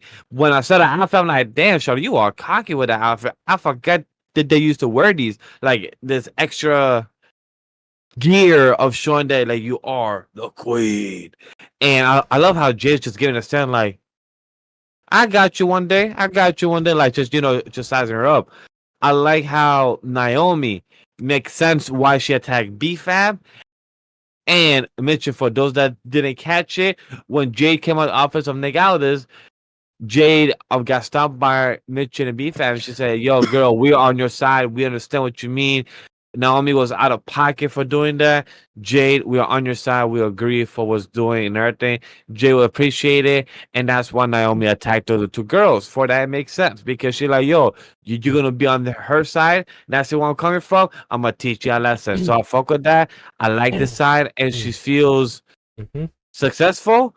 But the one critique I don't like is that she ran away from Jade and didn't come back and attack her from the back and get another type of tackle beatdown.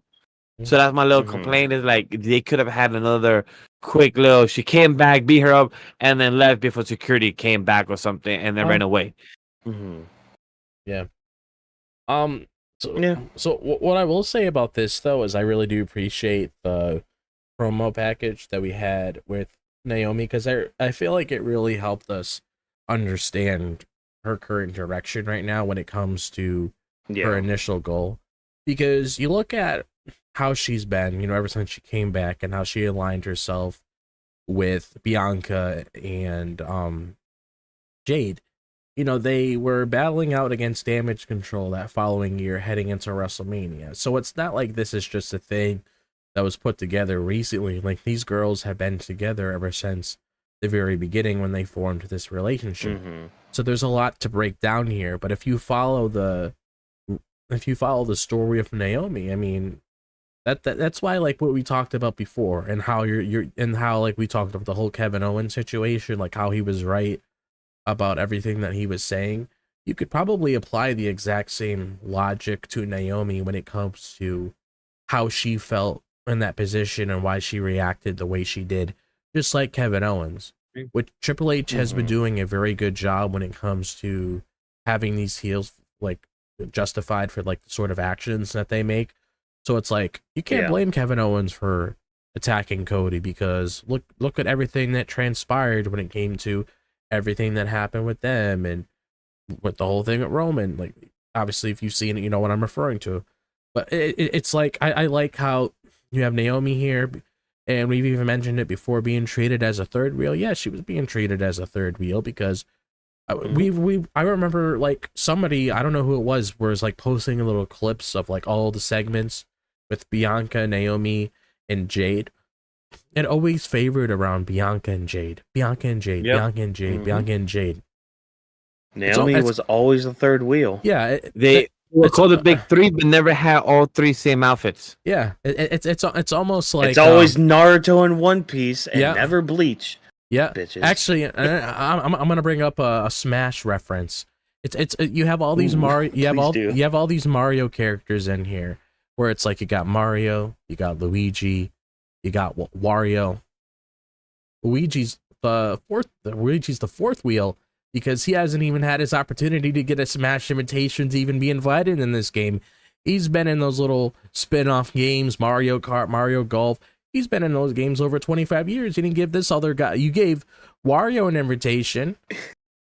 I believe him and Wario are brothers, if I'm not mistaken. So I think so. Yeah. So it's like you're not giving him an invitation to be in this game, to join the party.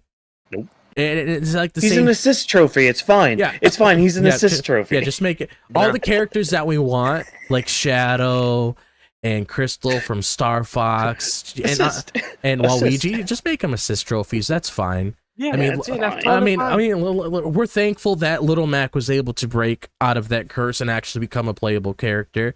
But I'm using that as a reference where it's like so much focus on Bianca and Jade, and then Naomi's just there suffering, and it comes to a point where you reach your breaking point where you just snap, and you can understand why she attacked Jade. Because if you look at it realistically, I mean, that's where the story was heading.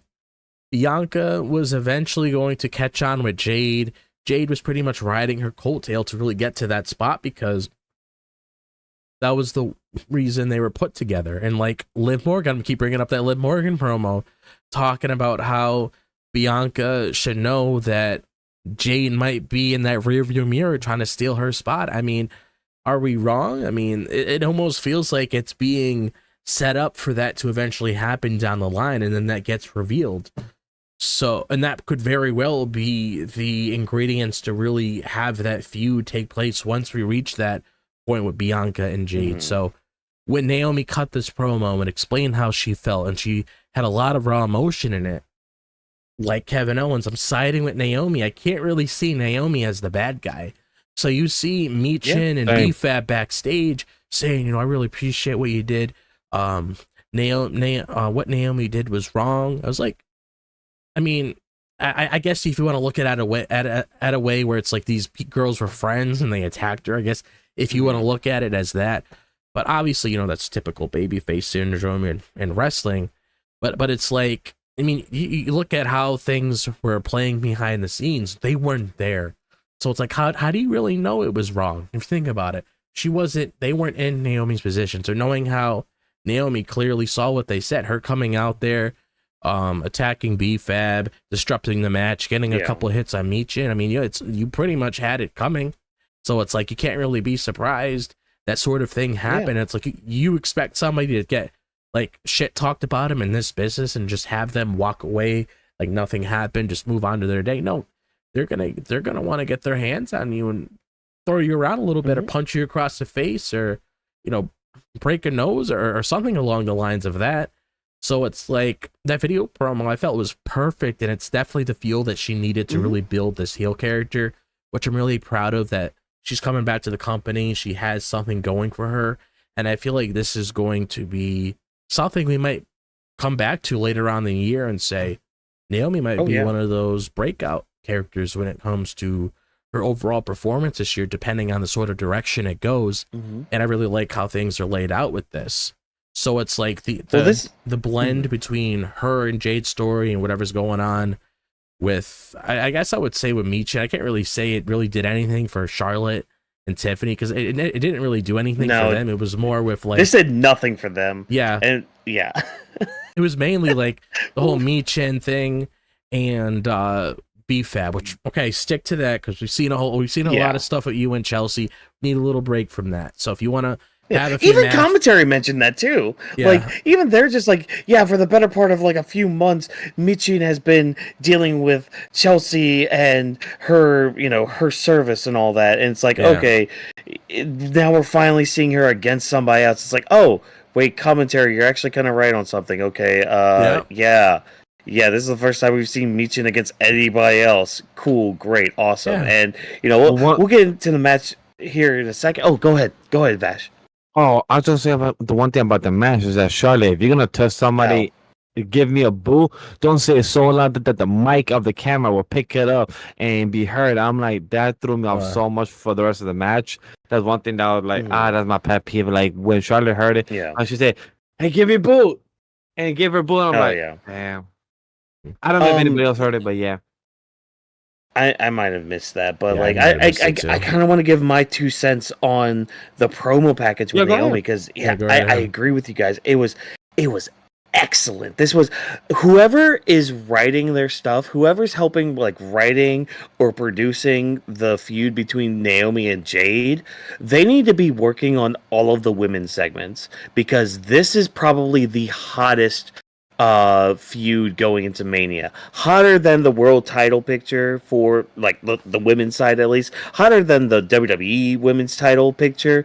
Like hotter than the freaking women's tag team titles, which aren't doing bumpkins for freaking WrestleMania. Like this is a hot feud going into it, because like Naomi, her whole like almost like the good majority of her WWE career, she's been a face, and so now she's starting to dig into that heel work. And like I think one thing that kind of caught my eye with it was her kind of playing upon her being like this this figure for women to want to better themselves, like being that figurehead, that role model in a sense for a lot of these women, and using Bianca as like that example of that, because like I'm sure Bianca did take a lot of inspiration from Naomi, not only just from like a character standpoint, but from like in the ring and how she presents herself. Like Naomi's a top star, and she's putting herself over as such, because yeah, she has inspired people to like be more of what they are. And I mean, you definitely saw that when she was out of the company. I mean, she was putting on some good matches, especially like her stuff in TNA was pretty dang good too. Like especially when she was leaving there against Jordan Grace. But like I want them to put as much care as they did with this with their other women's feuds too. Because yeah, this has a lot of legs, not only just with like Jade and all that, but like you guys mentioned Bianca and Naomi too, because like I know Bianca's focusing on the world title picture on Raw, but technically she's a SmackDown star, I think, and she'll have to go back to that show eventually, and her and Naomi are gonna have to like kind of talk about this and kind of unless the draft blow happens, this then she over. gets transferred to Raw. Exactly, which is bound to happen around the backlash time. So yeah, who knows with that? But yeah, this was just really, really well done. I thought, like, shot well too. I mean, because like you get these different cuts of Naomi kind of like doing that creepy smile, because she's crashed out. Let's be honest, she's crashing out right now. Yeah, she's crashing out. Like yeah, she's justified in why she is, but I mean, she's kind of crashing out. Like, and the tears, man. Like the fact that she was so emotional. This might be like one of the best segments of the year so far. Like, at least it has contendership to be one of them, because like I thought it was just really, really well done, and like her ending it, because like with her, even with her costume change, with like the caution tape being like proceed with caution, like that's gonna be her tagline going forward. Like, yeah, don't mess with me unless you're very cautious about what you're gonna be dealing with, because I'm dangerous, as we saw tonight with her just attacking B-Fab and Michin. And I mean, this kind of transitions into the match itself, because like you see this beatdown happen of Michin, and you think, okay, well, now the match between her and Charlotte, it's going to be very short, possibly a squash match, because now like there's kind of a reason for it to be a squash match, because it's like, well, Michin was beaten up before the match, but like I'm kind of surprised they actually had a match, like such a competitive match, I guess, afterwards, because like Michin was kind of on top a lot of the match. Yeah. Like, at least after the commercial break, like, it was a lot of Michin doing offense. And I'm just sitting there watching this like, wow, this is kind of bonkers. Like, especially for somebody from Charlotte, like, at least with the presentation of Charlotte Flair, which I don't know, man. It's just current Charlotte Flair is just not doing it for me. And I've gone on record saying that. It's just like, I don't know what it is. It's just she doesn't seem to really care too much in the ring. Yeah. I've heard, but I heard it might be one of those things where it comes to certain wrestlers, and I'm not saying she's like that, but sometimes when it comes to certain people, I heard they'll go in the ring, but then when it comes to someone they don't really care for as much, or really feel like they really need to go all out, they don't really do it. Because I think I heard people say that about Okada. Yeah, I could see that. I could see that in AEW with him, and hopefully when him and Kenny start doing stuff, because like that one, I know he gives a fuck about. Oh yeah, no, he'll give a fuck about that one. But I like, would too. oh my god, everybody will, But I mean that's AEW shit and all that. But even yeah, in the match, I could definitely see that with Charlotte. But yeah, like even in the match with Charlotte doing the move of Stephanie Valkyrie, it doesn't hit. It like she tries it to do her own little twist, trying to do a flip over, and it doesn't work. To me, it just feels like Luster trying to copy somebody else's move, but add your own twist, and it doesn't even feel like where you did it last week or Yeah. 2 weeks ago in a previous match, it just feel like luster. Mhm. You This think- match did not do nothing for me. For Charlotte, when it did for Michin, I was proud of her. She's like, yeah, she's pushing yeah. on, and girl, she's not giving up. Even after getting beat up by Naomi, she's still pushing through the match. Like you said, Watkins, I'm shocked the match even happened. So I'm here for it either way. Yeah. Michin honestly did the best she could. She literally not paying out. Sorry, she got submission by the figure four, and to me, that's not Mhm. a bad way to lose. That's like more like, hey, that's one of her specialties. Yeah. Once you I get mean, once you get yeah. trapped in the figure eight, it's kind of hard. I mean, I think only a couple people really got out of it. I think Becky might have. I'm not entirely Yeah. sure, but it's like, And I think Becky only got out of it because she had like a weapon on her. Yeah. So, but that's pretty much Yeah. like one of those like really protected finishers, kind of like how the end of days was with Mhm. Baron Corbin until Yeah. who kicked out of that? It was like Drew or something. it was. It It was might have someone. been Drew. Yeah, so it's like Yeah, that's somebody did. Yeah. that's pretty much like make it or break it. It's like you can make it if you're in a figure four. It's kind of hard to really survive out of that. So if Tiffany does manage to get herself in that position Mhm. and she breaks out, I mean, you're gonna get a really big pop out of the crowd. Oh But- yeah. but it's like yeah, like the match itself. Really, I mean, I felt like Michin was like more in control within this match itself. Kind of like what I said Mhm. before. It seemed like Charlotte, she did what she needed to do within the match, but it seemed like Michin was like really the one running the ropes when it Yeah. came to her overall involvement within the match itself, because there's a lot of spots where I can count more than what Charlotte did within this match itself. And that's not me discrediting Charlotte. It's just what I saw on television that like really stood out to me the most. Like whenever I was watching the match and I glanced over here and I checked on the match again, like Michin was like basically like on my screen for like the most part.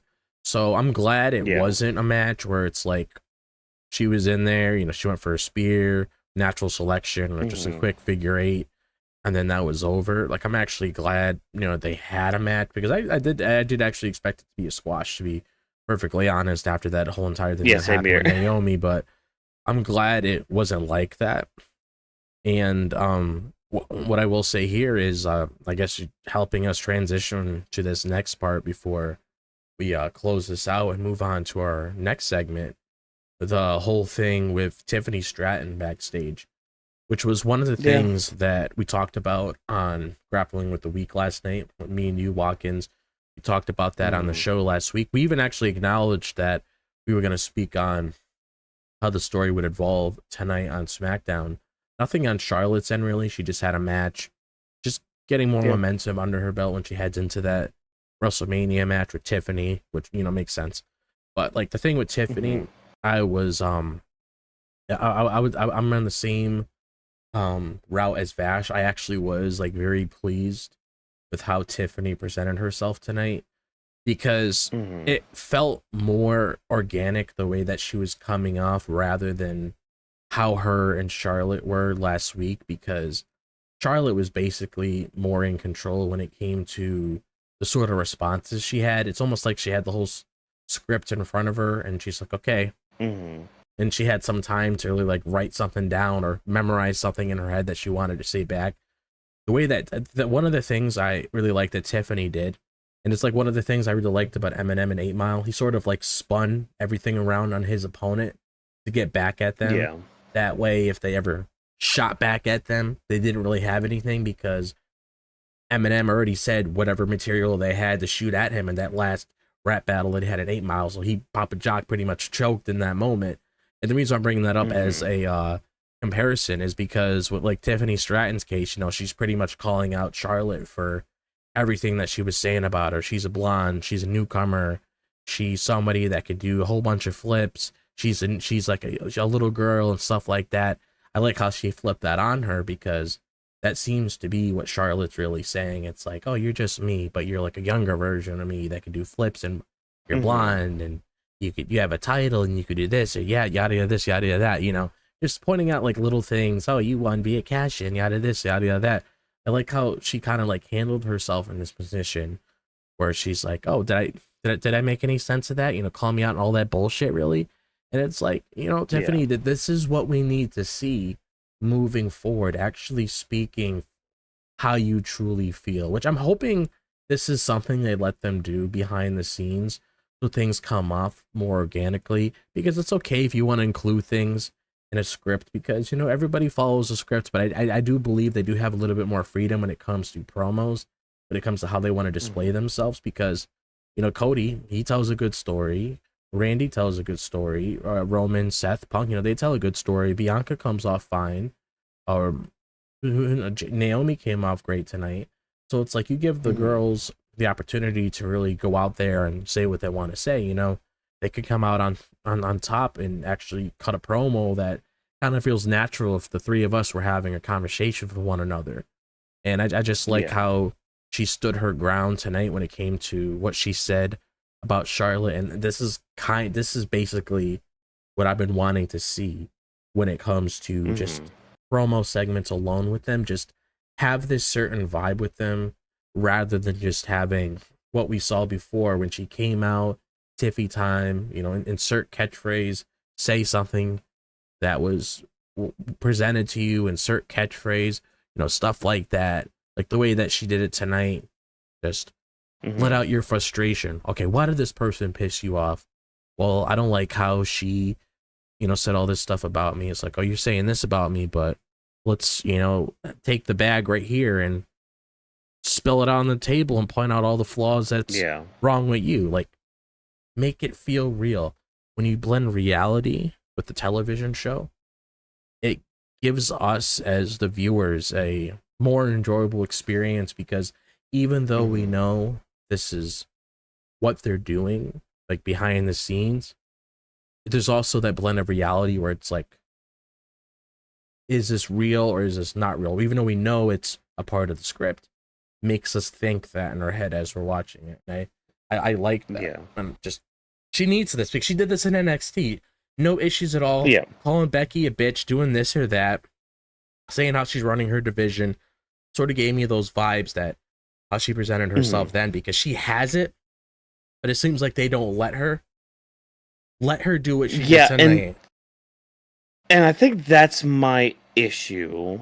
And because I'm probably gonna be super nitpicky here, because I'm 60-40 with this, where like 60 pro, kind of 40% against what happened tonight. Because like where I acknowledge like where you guys are coming from, like, yes, this was definitely like a step above from last week. You know, I like how she spun it around, like you were saying, how like, oh yeah, you're gonna lose to this faker. Did I get that right, Jackie? Did I get that right? Like, you're gonna lose to this blonde and all that. Like, I can just lose to Charlotte Flair because, hey, you're Charlotte Flair, whatever.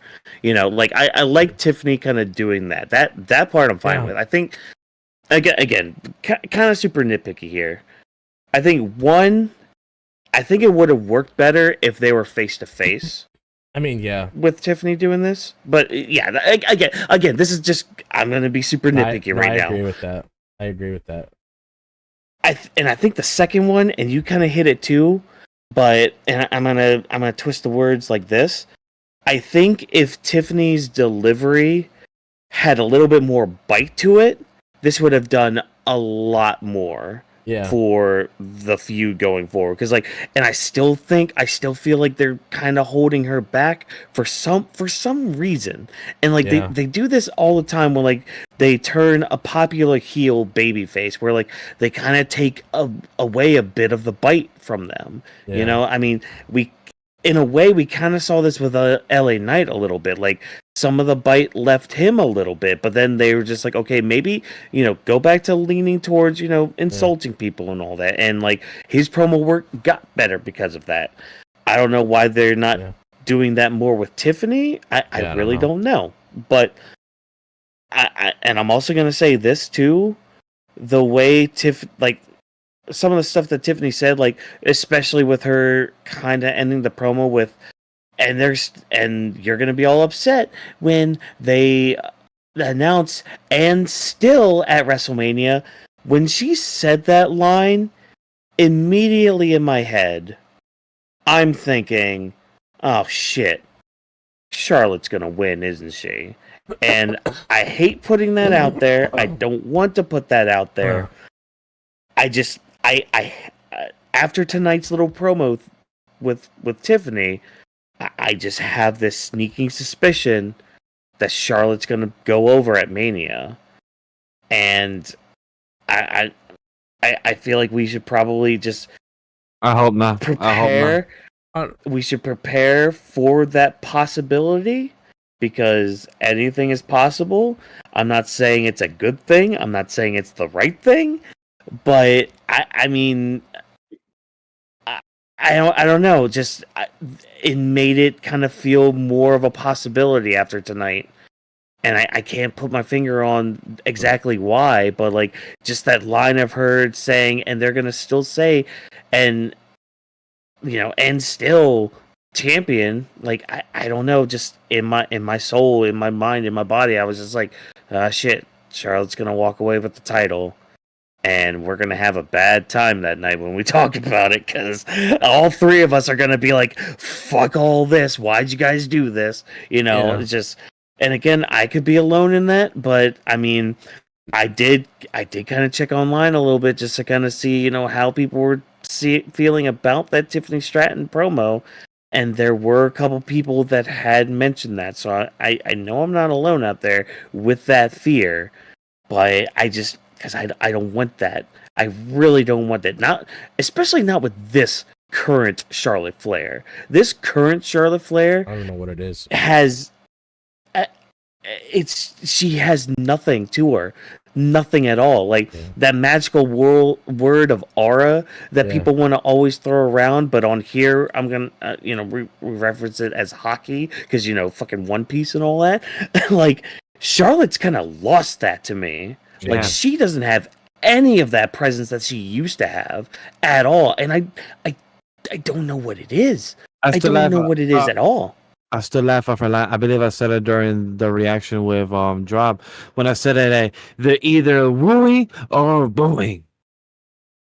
Well, tonight they were saying "fuck you, Charlotte." So I mean, I did see that. See, that's another thing you're gonna run into, because once they have that match at WrestleMania, they're gonna be in Tiffany's favor just because they know the regular. They know the whole song and dance with Charlotte Flair when it comes to her title reign. She's gonna hold it.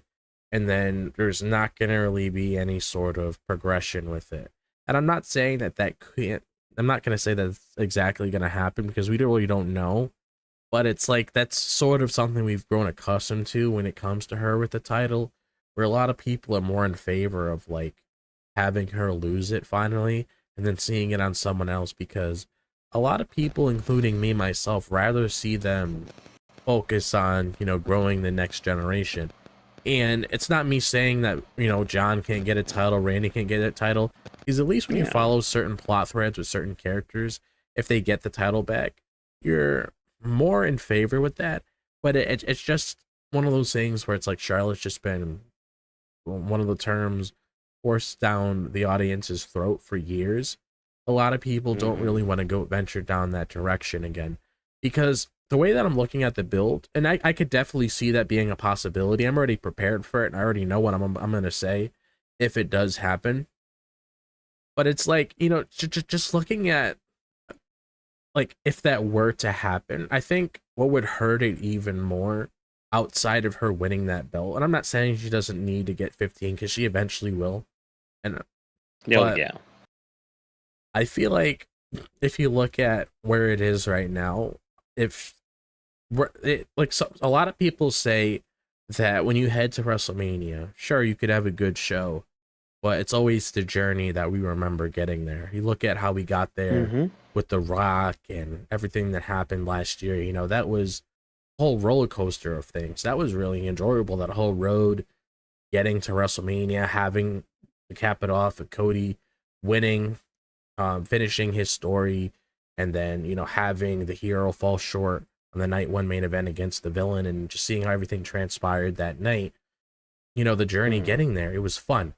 You look at it in this scenario with the whole Tiffany Stratton and Charlotte Flair build. I mean, it's been very lackluster. So looking at how he got there and then capping it off with the win, it just seems in our eyes, maybe this isn't true to them, but it seems in our eyes it's kind of like you're giving you're giving Tiffany like the short end of the stick here, where it's like, this is one of your girls, you want to be there to help build the division that's going to exist when Charlotte and Becky are no longer there, and then you put her in this position where you could potentially, I'm not saying it could happen, but it could, I'm just gonna say it just to say it could potentially run Tiffany dry, and I wouldn't want to take that as a risk, because you got to really think about Tiffany, post Mania. Like, if they were to give the title to Charlotte, we know for a fact she's not gonna fucking drop that title in the next pay-per-view.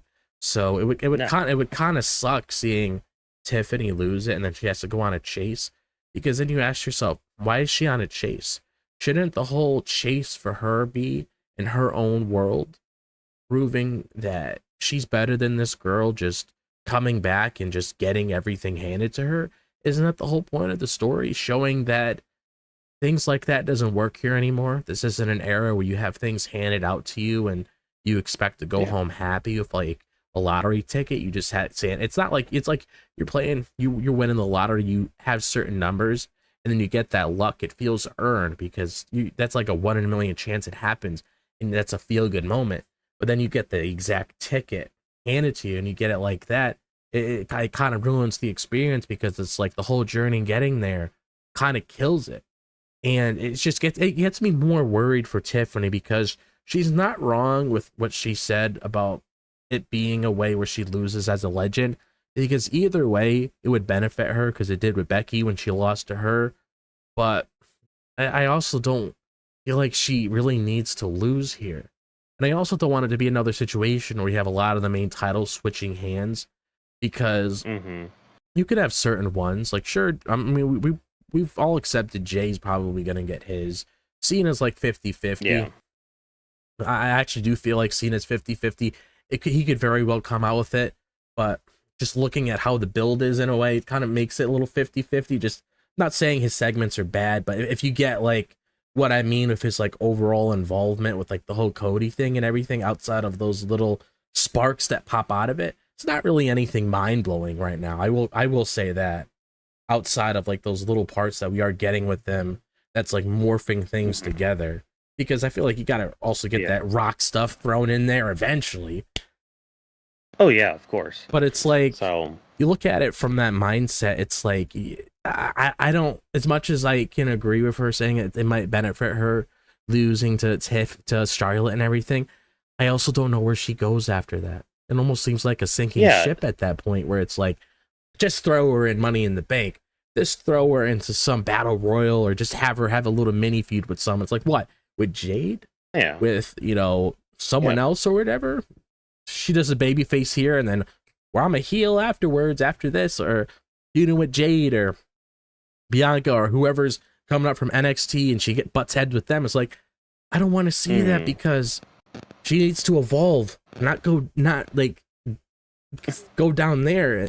That's why that's why I don't want it to happen. Like, I'm not against Charlotte ever getting a 15. I just feel like it does not need to happen now. No, like, it's just not right now. Yeah, not right now. Actually, something I can think about, actually. It was like the whole thing with like the Cody Rhodes situation with 39, the way that they handled that. It wasn't that. Oh, no, not that. The Rock, the match happening with The Rock with Roman. Remember how we talked about last year? Cody needed to finish the story. You do not need Rock and Roman right now, because that's just going to fuck Cody up in the wrong run. Because if they decided to run with that Rock and Roman match, would we really have this with Cody now? Probably not. I'm going to say probably not, and it wouldn't hit as special. And this is one of those moments, it's like Charlotte coming back, can't give her the title right now. No, it would ruin everything that we've kind of built up right now. Not only just with Tiffany, but with the whole women's division too. Because like Tiffany was part of the story with like Nia Jax and all that. So you kind of retroactively kind of messed that up too. Because like Tiffany had to overcome Nia Jax and all that aspect. But like, it's just don't have Charlotte go over, please. No. But like again, it's just. That thought ran through my head again just after Tiffany's promo. I'm just like, oh my god. they might actually go with Charlotte going over. I'm like, I could see it. Don't I could do see it. it too. That's the thing. As much as I'm speaking all of this, I can realistically see I could that. see it. Yeah, just to be like, oh yeah, Charlotte Flair, herp-a-derp-a-derp-a-derp. But I think we've kind of harped on this because this was a big segment. This really was like again a lot of just like intertwining things and all that, which on one hand I really like because it's that world building, that universe building for WWE and all that, because like we're intertwining things, all good. I'm going to transition us to our next segment here with Jimmy Uso taking on The Miz. I'm gonna let you guys take care of this real quick because I've been holding in a bathroom for the past like half hour since we started this. I gotta go pee real quick. My only thoughts with this is the match happened. Jimmy needed some forward momentum before facing Gunther on Monday. Yeah, so. Cool, great, you beat The Miz. Awesome, fan-freaking-tastic. You guys go ahead. Lead us in this one. Yeah, so I'll be right back in in a minute or so. If you guys transition to the next match, go right ahead. So I'm listening. So all right, that's fine. Yeah, so like when it comes to this whole match, like Jimmy Uso and Miz, I mean, Watkins pretty much summed it itself because I don't really think I have much to really say about it either. It was pretty much just momentum for Jimmy to gain heading into this match with Gunther. Because you don't want to have him looking like a loser heading into this match with Gunther on Monday. Like, you got to give him a little momentum under his belt when he heads into this match at Gunther.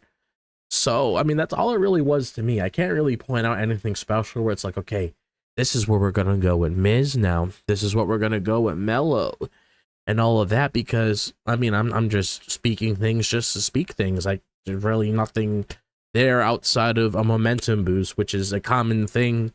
A common trope you see in wrestling where it's like, I got this big match. Let me get through this guy. Let me get through that guy. So I got that burst of energy in me when I head up against a match with the World Heavyweight Champion, which in his case, it's a pretty big match. Sitting up with his brother. We saw how the story played out on Monday from that big slap that was a very big talk throughout the week and everything. It was. And, I mean... That's all she wrote with that from my end. What do you have to say about this, Vash? Nothing much to add. You said it onto the point. Watkins said it before he left. We got Carmelo with no direction. He's something working with The Miz. I feel like, hey, a lot of people on the timeline don't even care about The Miz still having a storyline or wrestling 2025, which is insane. I'm like, hey, The Miz is still entertaining. He may not be as popping as other wrestlers right now, like Seth and others. But he's still been entertaining. He's still doing his job, so I'm okay here with that. But when it comes to the match, Jimmy already slapped The Miz a couple times. That was entertaining. And we had a slush bomb or something like that. The moveset, I forgot exactly what it was. The slaughter bomb or something. And it was a bit sloppy. That's one thing I do agree with the timeline. They was speaking about that, and the match was sloppy in that part. But other than that, the match was funny, entertaining, and it was building momentum for Jimmy versus Gunther this coming Monday. That's it. So the next one was Katana Chance and Kayden Carter versus Piper Niven and Alba Fyre. This was continuing the story of Chelsea Green with Zelina Vega as well, and continuing their story of where Zelina Vega might be going versus Chelsea Green for WrestleMania. So that might be the start that we might be leading up to. But we get the faces by the end of the match. We had Piper Niven and Alba Fyre winning the match because of Chelsea Green interference. We thought Zelina Vega was going to be coming out in the middle of the match to help with the distraction and even the playing field, but that wasn't the case. So my guess / theory is we're going to have a 3-on-3 next week, and most likely Zelina Vega will be pinning Chelsea Green, is my theory, and then that's going to be leading us into a WrestleMania match. Yeah, I actually do see that. I mean, this match itself, I mean, hey, Katana Chance and Kayden Carter, I mean, it was just great to see them on television because I didn't even mention they haven't been on TV for like a while now, which sucked because I heard that. I felt hurt. Yeah, because when I followed them in NXT, I mean, they had a really good reign with the NXT women's tag belts when they were around, and it just kind of sucked seeing how they were treated heading up to the main roster, which, you know, it still sucks because these are two girls. Like, if you really want to push that women's division around the tag titles, like Bianca and Jay did, and like Bianca and Naomi did, because I'm going to include Naomi in this conversation as well. I mean, these are another group of girls that could really kickstart everything and really make it feel special, because that's what their whole dynamic is built around. And people can say that, you know, they're jobbers, they suck, whatever it is, but I don't believe, I mean, the way that they are written, of course, yeah, I mean, you can't really argue with that, but realistically, they're not, because they're very talented and then they're getting misused on the roster, which is kind of why I wish they just stayed in NXT and did their own thing. I mean, this is kind of why I hate when they bring certain people up from NXT, because they have no plans with them. So it's like, I can't really say they're trash because they're not, because they have a lot of potential to really grow and do something, and they had a good time when they had the tag titles, and I thought that was really going to hit things off from them, but they need to really get booked well so they can get looked better, because, you know, people unfortunately have this look on them because how they're treated, and it's kind of hard to really escape that once you head on the main roster, and it really damages your reputation unless you hit a 360 out of nowhere and it completely changes someone's viewpoint on them. But sometimes people stick to that shit, and it fucking sucks, because you know how talented somebody is and they're not really getting showcased the way that you know they should be showcased, because you could see them on a higher platform than they already are. But, you know, this match itself, you got Chelsea Green pretty much gaining more momentum with the Secret Harvest, pretty much when it comes to what transpired here.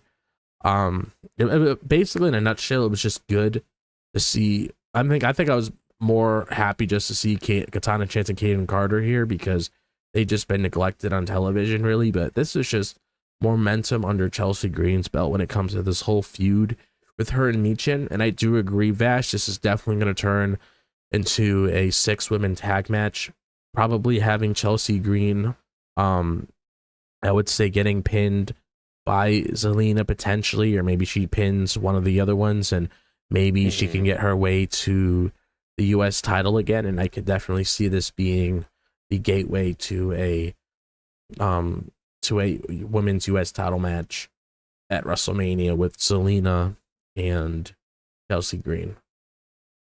Yeah. And I guess before we end this part of the segment, first of all, how dare you guys start this segment without, first of all, pledging your allegiance to our United States champion, our reigning, defended, undisputed in singles action, longest reigning, amazingly, awesomely, fantastical United States champion, Chelsea Green. She is representing 2 countries on her back, on her shoulders, and she had to be out there and sacrifice a lot just to support her Secret Harvest. And you guys just start the segment of hers without just giving your undying love and affection to, how dare you? But yeah, I mean, I thought the match was fine, kind of sloppy, if I'm being honest. It was in some parts. I feel like they're trying to gather the rhythm. Also, I was pretty shocked that Alba, Fyre, and Piper Niven was also fighting in that gear. It seems like are you good? Are you guys sure you're good to fight? But hey, they made it work. It was a bit like it was a bit like a puzzle they was trying to solve during the middle of the match, trying to work things out. I feel like they was trying to call some shots, but trying to make it too vague so it's not caught. Yeah, I could see that, especially with like the tops of them, because like the bottoms were fine. I think it was mainly just like the tops with like the ties and all that. But that's getting into like wardrobe shit and all that. Yeah, I kind of agree with you guys. I think this is leading to like a 6-woman tag and all that. So yeah, we're just inching ever closer to Zelina dethroning Chelsea Green and all that. But like, yeah, that's basically it with that segment. But Vash, I think you're about to head out and all that, so that's fine and all dandy and everything. So we're just gonna enjoy our time with CM Punk, Real Glass, and Drew McIntyre as we finish off the night, because drop, we have a couple quick fire segments to kind of get into here. So, Yes, we first of do. all, we had mentioned it earlier, but we had, not only another Ray Phoenix vignette play, but we also had one from Malachi Black. Now, I couldn't really understand what was being said with the Malachi Black one. I wasn't really paying attention at the time, and I didn't really, kind of listen back on it. But how do you feel about Ray Phoenix coming into SmackDown next week and not us, like, I guess not waiting until after Mania or anything? Because, like, we're, like, almost near the end of our Mania build. So how do you feel about Ray Phoenix coming into SmackDown next week? I'm all for it, really. I mean, I've been waiting for Mhm. him to come back. I mean, I've been waiting for him to be on television for quite a while now. So the quickest you can get him there is plus. Yeah. Is a plus for me. So I'm really looking Oh, yeah. forward to it. I think one of the things I really I noticed when they announced he was going to be there next week. First off, Chicago, great place to debut him, by the way. But also, Oh, yeah. he has his actual name. Because I initially thought when he was going to come over, they were going to shorten it to like Phoenix or something. Because you didn't really get Pentagon Mhm. Jr. or anything along the lines of that with Penta. But I'm glad he has. Yeah. Did you know that sometimes if it's like, oh my God, this person has a name similar to someone else, let's switch it up a little bit so people don't get confused. Even though we're smart and we're not going to get fucking confused. But I like how he kept Ray Yeah. Phoenix. So that's a plus in my book. I'm glad that he could still keep that brand that he had before. I'm really happy about Mhm. that. And I'm definitely expecting him to head down a similar direction with Penta, where he gains a lot of momentum under his belt. He organically gets over. And Mhm. then once we get to that point, you can bring both of the guys together. Yeah. Which I feel like and is what I feel about like is a the, good plan. the Very good plan doing that though. Oh, yeah. Oh, same here. Like, kind of build up Ray Phoenix, by himself, kind of like what they're doing with Penta, and then eventually down the line have them come back to each other. Because, I mean, that's the other thing. We heard rumors of a draft happening, probably going to happen a little bit before Backlash, like they did, what was it, last year, I think, or the year before? Yeah. Um, I think they did it where and it's kinda- like it was like like a feud ender kind of thing. yeah, it's like you have the draft take place Yeah. before Backlash, and then at post Backlash, that's when it's like sealed, over and done. Yeah. Yeah, because then it leaves room for like trades if they did it or anything like that. But what about the Malachi Black thing? Because like I didn't. Again, I can't. Like I know they were saying words and all that, but I didn't really go back and listen to it or try to look up what people were gleaming from it. Like, did you get anything from that one? There I mean, wasn't- again, we're assuming it's Malachi Black, but I mean, Yeah. aesthetically, it's Malachi Black. One thing I did notice in there was a Mhm. 25 symbol, like numerals. It was a 25. Okay. 25, all right. I mean this year, but No, basically, what that means is that's pretty much like post Mania. That's because that's April 4th. okay. April 4th. second. No, April 25th, 2025. Oh, that is a SmackDown. Yeah. That's a Friday. Yeah, that's Oh. post WrestleMania. That's like SmackDown after WrestleMania.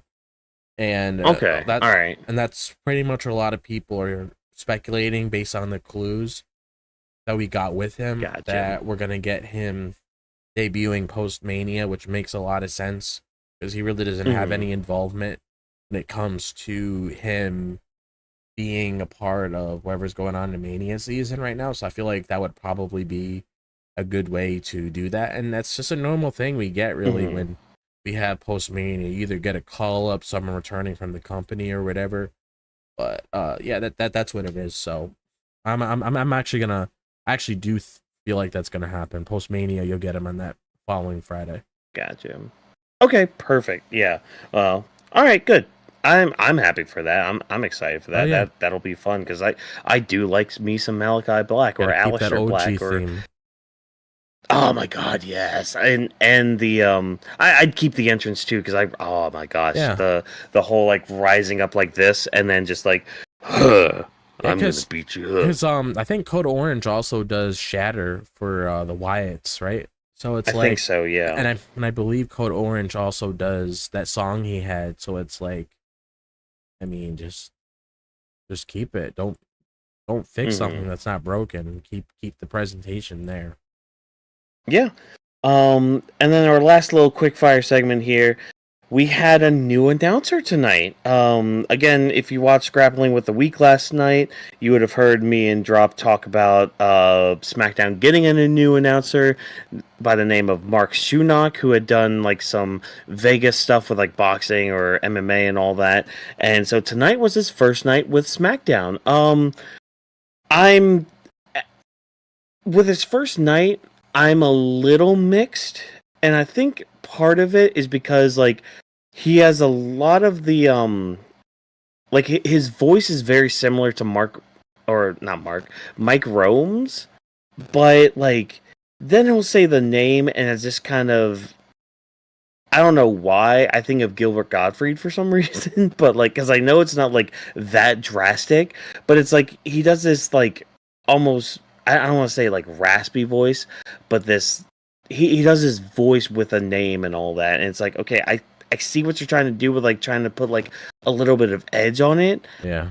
but it's just kind of awkward to me. I think his voice is just going to be something I need to get used to, obviously. Yeah. But I mean, just on the first night, I'm just kind of I'm on the fence with him, but I know I at least feel like I feel like he can get a lot better than like my thoughts with Joe Tessitore on commentary, which again he's gotten better too. He's kind of been a little slower on getting better, but he's been getting better. So yeah, what were your first thoughts of Mark Schunock's announcing tonight?